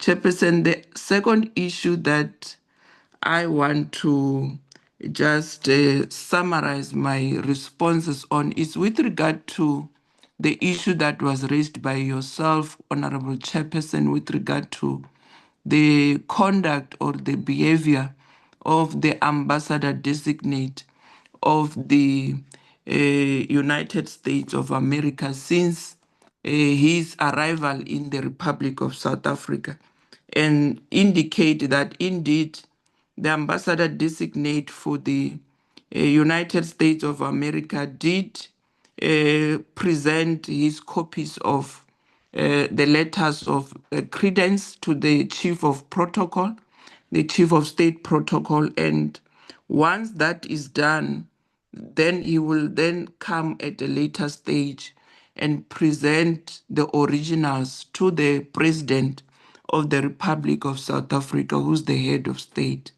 And from where we are as DERCO, that process where those letters of credence has to be presented to the president, it's not yet done.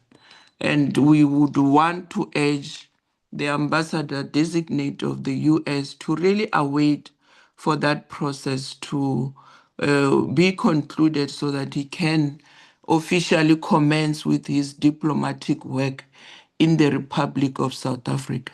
But also, Chair, to just respond to the concerns of members is that we need to assure honorable members and the entire population of the Republic of South Africa that as DERCO will continue to monitor all the heads of missions that are based here in South Africa in line with our Vienna Convention that always continues to appreciate and observe the conduct of this head of missions that are based here in South Africa, that their conducts are indeed in keeping with the diplomatic immunities and privileges that are always extended to them.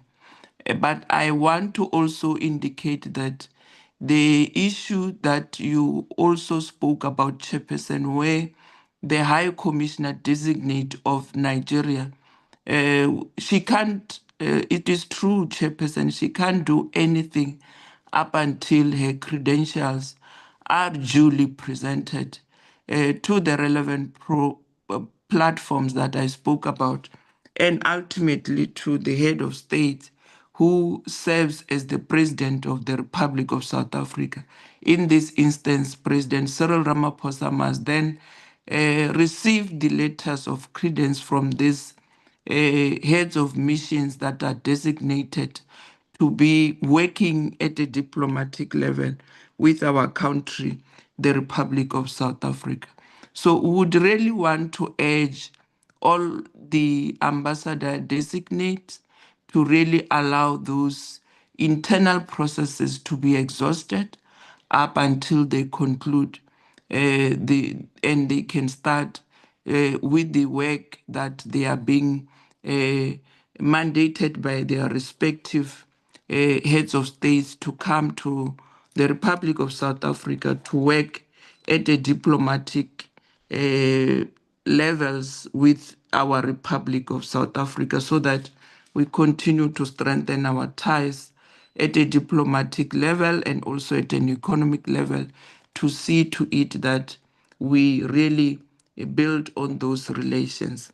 And Chairperson, let me, with due respect, allow the DG together with DDG Munyela to elaborate more on these issues at a technical level, and also our presenter, May Lerato Sempe, who is now going to share with us the responses that are more technical in terms of the comments that were made here by honorable members, whether you speak about the value for money in the work that we do, of course, utilizing the resources allocated to the Department for African Renaissance Fund. Mel Rato Sampo, as the head of operations for ARF, is better placed to respond to those issues where we need to really appreciate the gesture of Honorable Douglas, where he said that ARF continues to epitomize issues of clean governance. And I think we really want to appreciate this kind of comments from honorable Sorry, members. Deputy Minister. Sorry to interject you, Deputy Minister. It's not rudeness on my side. There's a hand here from Muruti Meshwe.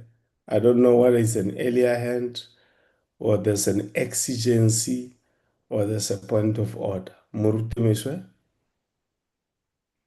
Chairperson, I was going to ask you a question when the DM was responding to the first question we raised about what happened in Tanzania.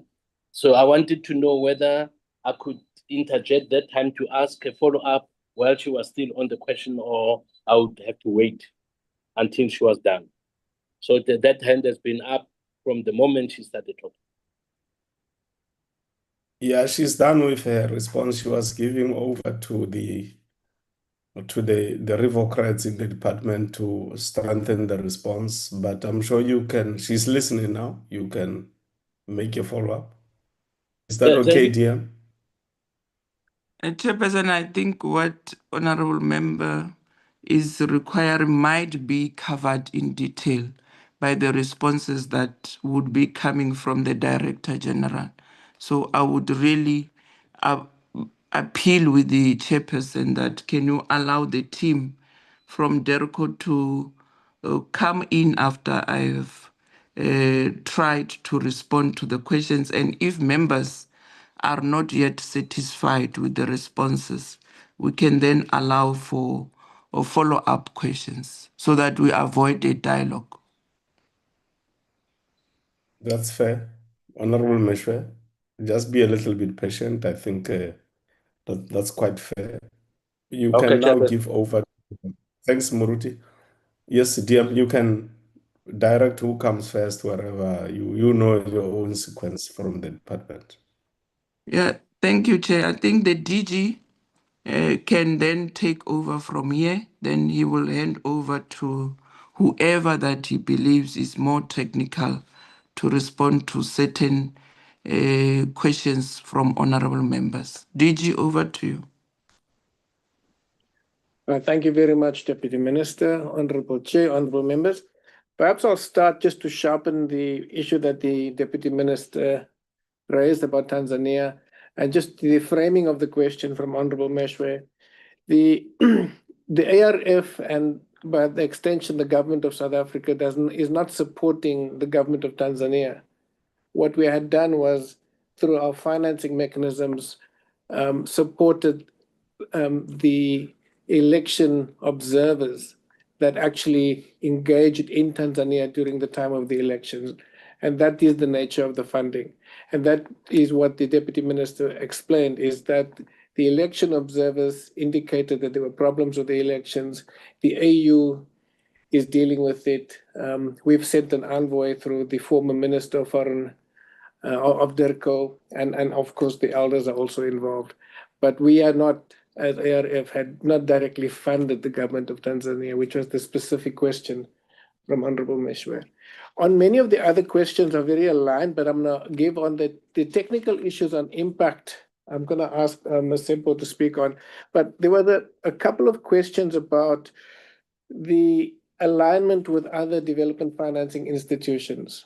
And what we need to point out is that we are, for example, members of the BRICS Bank. We're also shareholders in the African Development Bank, and we also work through structures in through the AU to deal with bulk financing on infrastructure. We are also recently a member of a Frixim Bank that also looks at economic investment and development.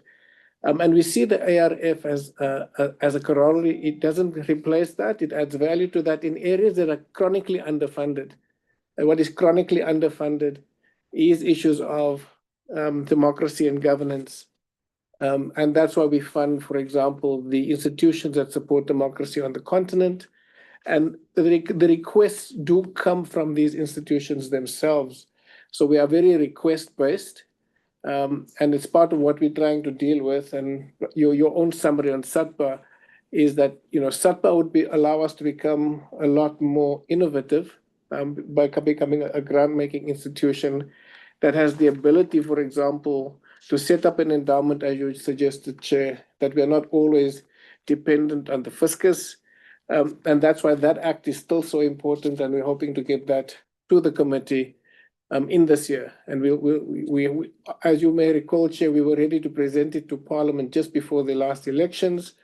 And then after the elections, we had to revise some of the measures. So it had to go through another round of legal consultations. And we are ready it's now sitting again with our legal teams, and quite soon we'll be able to bring it. We'll try and get a specific date from them to present it so that we can do the planning ahead of the local government elections. But I just need to underscore that there's also questions about conditionalities. And part of our discussions would be what kind of grant-making institution do we want to be?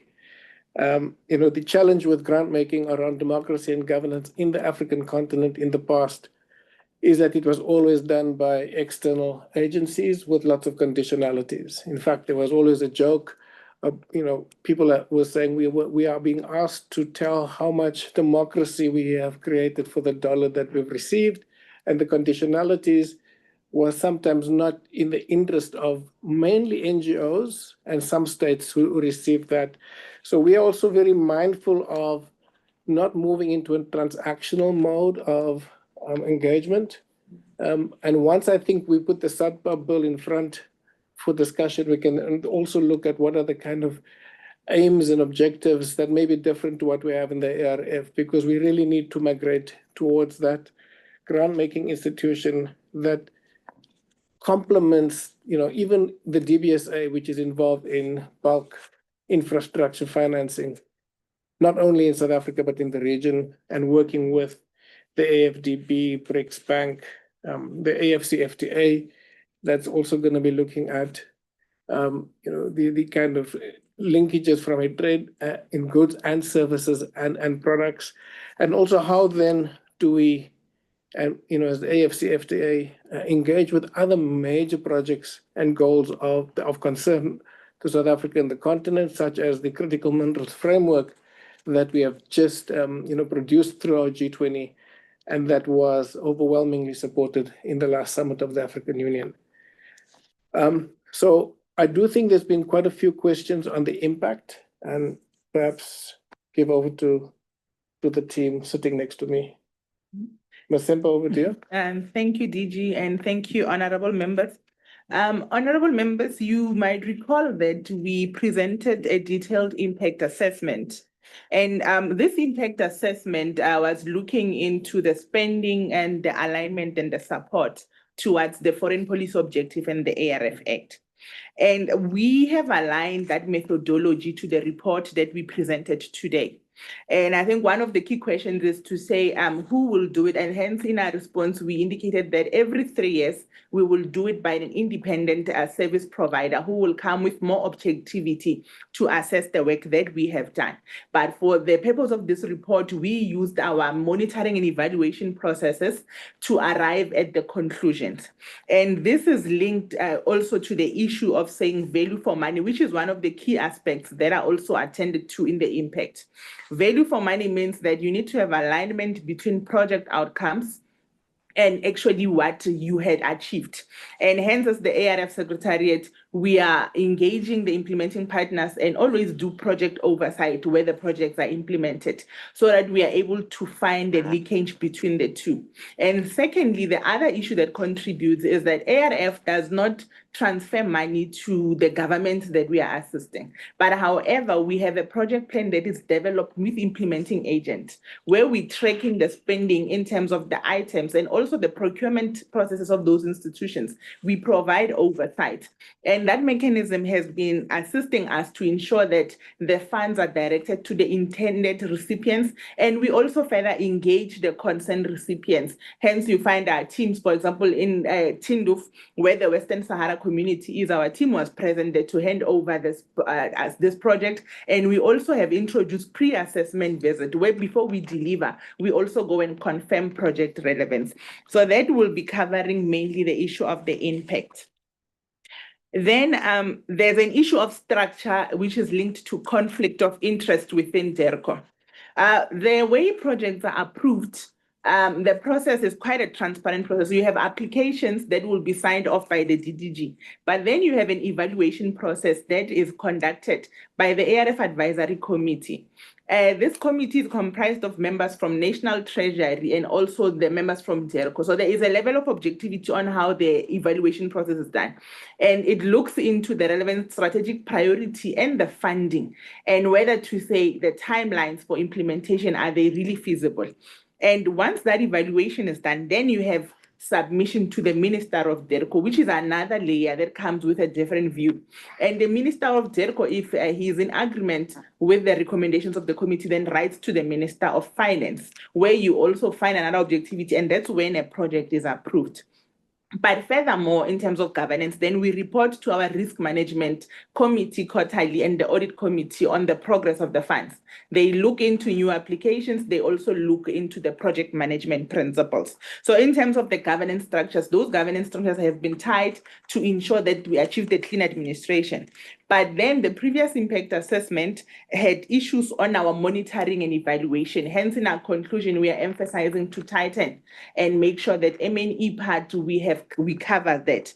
What we have done in that is that the ARF has developed an M&E framework, which is about to be finalized, but also we have capacitated the M&E unit of the ARF so that there is greater visibility on the ground where projects are implemented and we have consistency throughout all our projects. Then we had an issue on percentage of budget allocation versus the administration.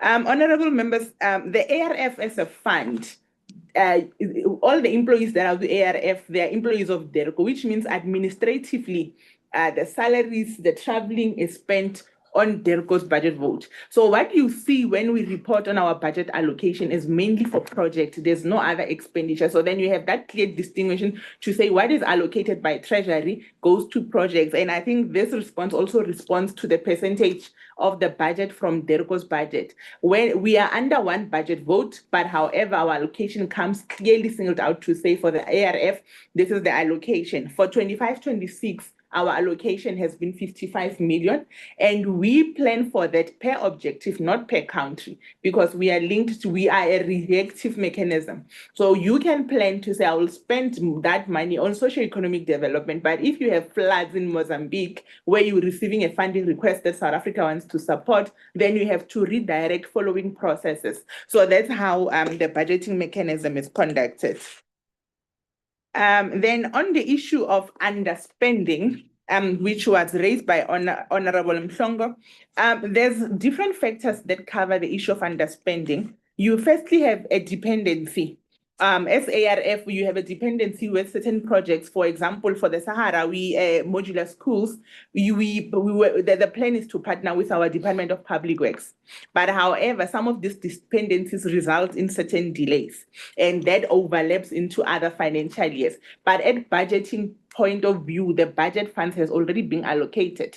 But then we need to, at project level, do due diligence and make sure that we report. Hence, you can see that it's already expensed. We are highlighting the budget, but the disbursements of funds is what is outstanding. And we have to be careful with due diligence processes, because the plan is not just to disperse, but the plan is to disperse where compliance has also been adhered to and where state of readiness for implementation can also be confirmed. And there was a question on the medical centers in Gaza. The project has targeted 11 medical centers. So far, we have one. The disbursement was done in January, so already one in Magazi Health Center in Gaza has already been operational. We will continue to monitor the progress on how the other rehabilitation goes in the next few months. And particularly responding to the drought relief underspending, the government of Namibia had given us regions that we had to equip with the boreholes. But however, there was a change of scope for other regions, which impacted the project. Which are the discussions? Because as ARF, if projects are funded, you also implement them in consultation with the recipient government. So change of scope meant that you might need more funds, also means that you need to go back. This project was implemented by the Rainwater in South Africa, which means that they needed also to go back to their procurement processes and make sure that now they appoint adequate service providers for that region. So discussions are now undergoing. We might evaluate what is the financial implication of this change of scope, whether the difference in that amount would be able to cater for it and align it with the Africa branch to see if it's still a priority for South Africa to pursue. Hence, we had committed to say during Q1 of the next financial year, we will be reviewing the projects that have been stagnant and provide the recommendations accordingly to our minister on projects that we might need to reprioritize. I think I have covered most of the question, and there was, I think, one last question on the Afro-CIE, which on the auditing space. Afro-CIE is a regional organization that supports government auditing. It comprises of members from different Supreme Audit institutions, but it is housed by our Auditor General of South Africa. There is an evaluation process that evaluates the quality of the audits that are performed by the Supreme Audit institution. And that's where the training needs comes. We have different needs. You will have a different need for Mauritius, you'll have a different need for Zimbabwe. So based on that, then a terms of reference plan is produced, and then we support that initiative. We have scoped in 13 countries because also there's financial implications on the support and what is deemed urgent. So that's how the methodologies, and those countries have signed consent to confirm the need for the intervention. And we have also provided oversight to confirm that that project is quite relevant and it will improve the auditing standards going forward. Thank you, DJ. Thank you, Honorable Chair. I think that we've covered the questions, and the questions on the ambassador was covered by the Deputy Minister.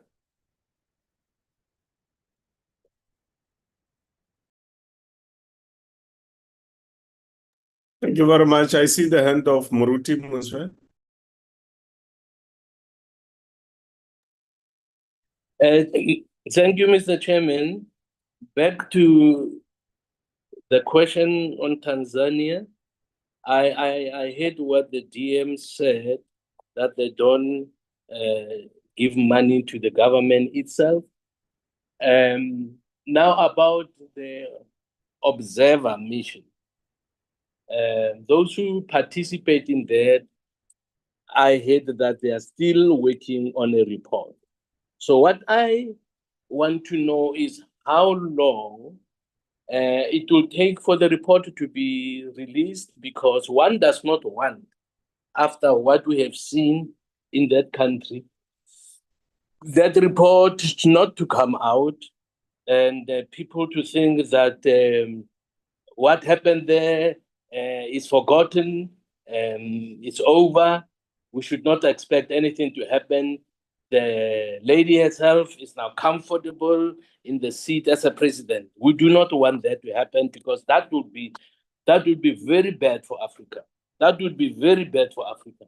So I would want to find out from the DM whether they are asking questions, because members of this committee, I'm not the only one, want questions, want answers. So my plea is that the DM has to find out from those who promised the report that by when, more or less, should we expect the report, because we do not want anybody to say South Africa has endorsed the disgraceful conduct we have seen in that country and have endorsed a person who, through what has happened there, is in the seat that they got violently, because the violence we saw there was definitely unacceptable, and we want to ensure that anybody who does that again on the continent of Africa, regardless of what they think of themselves, that they will not be supported by South Africa. Thank you, Mr. Chairperson. So it is about timelines. Are there timelines? When are we going to get the report on this? Thank you so much. Okay, thank you, Muruti. Kwakwa? Chair, Sorry, Chair. I'm not too sure. Sorry, Chair, my hand is up. Maybe you can't see Yes, I'm from where aware. you are. It's on the same matter, Chair. I'm aware, Doctor, that your hand is up. I'm very much aware. Honorable Kwakwa.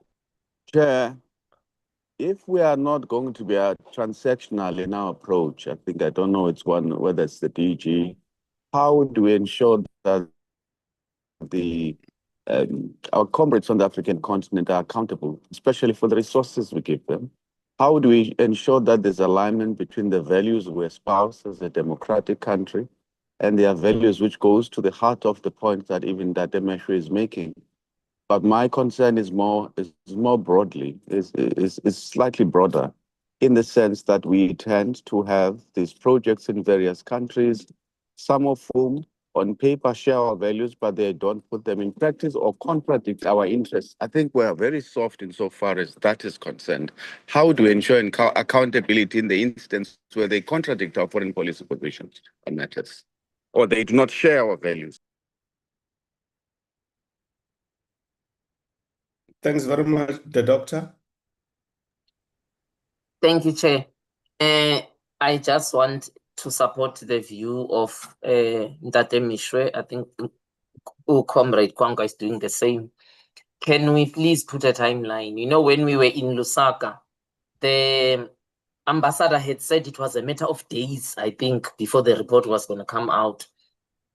What concerns me more is that members of the opposition were arrested, but also ordinary people in the streets. So we can't be comfortable and allow them to give us a timeline of October this year, but there are people languishing in jail. So that's what I wanted to raise. Thank you.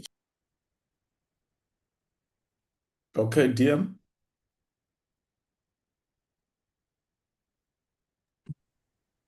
Chairperson, let me indicate to the honorable members that with regard to the work of the observer missions that were helping us with the process of observing the recently held general elections in the United Republic of Tanzania. I think, Chair, what we would do from now, immediately after this engagement with the portfolio committees, just to follow up with that panel of the wise to check as to how, in terms of the timelines that Honorable Measure is requiring, that we need to expedite the process of finalizing the report that the observer mission has already started working on. I think what must give members some sort of courage is that the preliminary statement was issued by this election observer mission.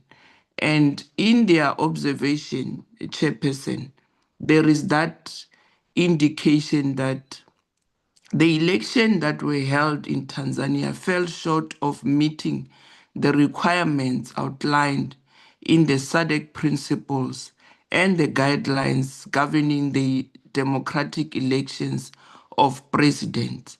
And I think that on its own must give members some sort of comfort to say that once the election observer mission concludes its own observation and its own report, it will not even deviate from what this preliminary statement has been saying to us.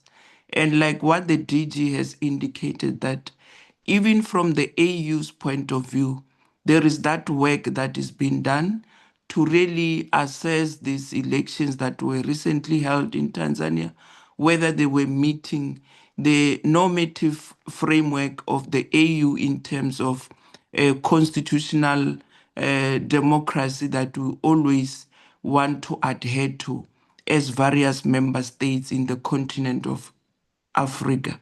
So I would really urge members to allow us to go and establish in terms of the timelines from this panel of the wise and get to have an appreciation of where are they in terms of finalizing the report.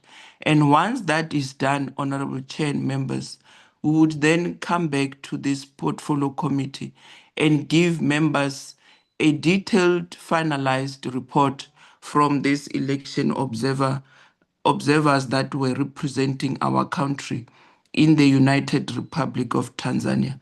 And I think that's where we must leave it, Chairperson, because currently we can't say in the coming week or in the coming 2 months, but we would then immediately work on it after this interaction with yourselves and get a report. And maybe a report can even be shared with yourselves in terms of what is the update that we are getting from this panel of the wise that were representing South Africa as election observers in the United Republic of Tanzania. So that's it from my side, Chairperson. I don't know, DG, if you want to come back on the questions that were raised by Honorable Dr. Lichiwe Chabalala.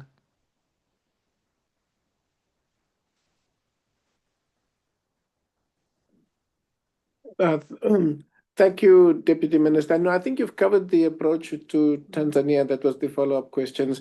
And then on the question on transactional, I think we need a bigger discussion on that. And as we develop SATPA, I think that will be the best way to deal with that, because we need to get into a space where we define what kind of grant maker we want to be, what kind of accountability mechanisms, different to the kind of operational accountability that we have already put into place.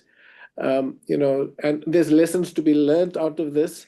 We could look at what has happened recently to withdrawal of funds for HIV by the US based on ideological and political issues that they've brought through. So I think we need to have that discussion as we have the discussion on SATPA. Thank you.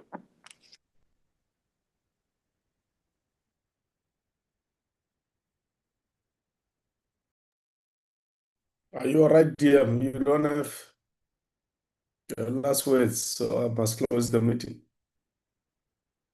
Chairperson, we are still in your capable hand, if you can proceed. Okay.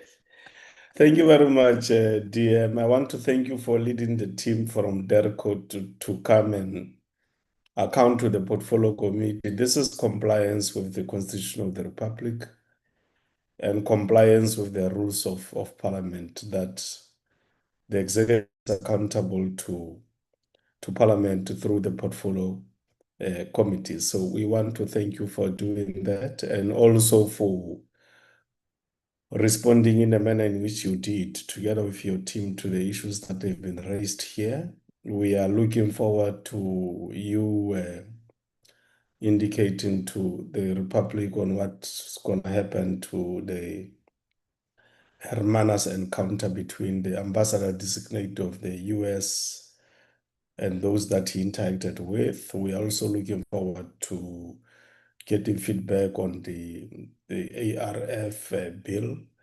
We're also looking forward to you continuing to handle matters of geopolitics that change minute by minute now recently. So we hope that we can continue to share notes as we have been doing, and the department will continue to also update the portfolio committee. I must say, we do get requests from other people, DM, people who may have passed on overseas and so on. So some of them, before they go to DERCO, they come to us, and I must appreciate to say, every time we speak to your DERCO collectives there, who are the bureaucracy of the department, they do assist. And families have all said they are happy. We are also happy that finally, between yourselves and presidency, when the portfolio committee raised the matter of South Africans who were in Ukraine, you have dealt with that particular matter. And almost all of them, if not the vast majority of them, are now back in the country. We want to ask you to send our heartfelt thanks to President Putin for cooperating with the Republic of South Africa through the Office of President Ramaphosa for handling that matter in a very mature manner in which it was handled. So we commend you for that. We look forward to you, as we will be campaigning this year for local government elections. You will also be engaged through the ARF, also through ARF and our participation in the elections in the African continent. We look forward to continue to receive updates on your participation on our behalf in those elections that are taking place. Please keep the committee abreast on developments that are happening between Israel, the US, and Iran, and other affected member states. We don't want the intelligence report, but from time to time, we will be requested to respond to various media organizations, including international ones. So let's keep, as we're doing, our channels of communication firmly open so that we can be able to comprehensively respond to the matters that are being raised. We're happy with the statement which was issued by DERCO, assisting South Africans who may have been trapped in some parts of the world, particularly in the UAE, when there was this problem of fights, how you issued a notice on where South Africans who are in distress could be assisted by our various offices throughout the world. So we thank you very much for that. Honorable members, for your continued robust engagement in the portfolio committee. Always, you don't compromise on the quality of engagements between us and DERCO. Please continue to maintain that posture. We will be unrelenting in holding DERCO accountable, but we will do it in the manner in which we continue to do it today. by showing dignity in our engagements, honorability in our engagements. And I'm sure South Africans who follow us on a weekly basis on how we engage yourselves, DM and your team, they can see that there's no adversarial relationship between ourselves and yourselves. Neither are we compromising on our incisiveness in holding the executive accountable. South Africans who have been following us today, we thank you very much, and the media, the staff that has prepared for this seamless transmission of today, we also want to thank you. We are going to be in the house today, honorable members. The temperature today is worse than yesterday. It might be advisable not to put on suits, because if you put on a suit and a tie, suffocation becomes much more easier, and you may face adverse conditions.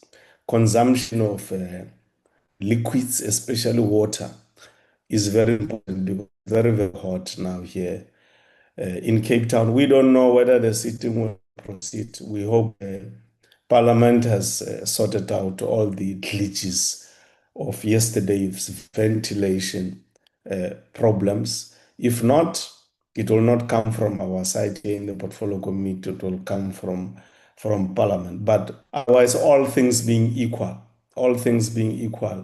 we should be meeting at 3 o'clock today. Hambane kahle, tsamayang sentle, moilo, re tla bona mo letshokologong ya letsatsi la gompieno. Modimo a le tshegofatse. Re a leboga. Be blessed. Thank you, Sky Gangans. Thank you, Chair. Ke a leboga, Chair.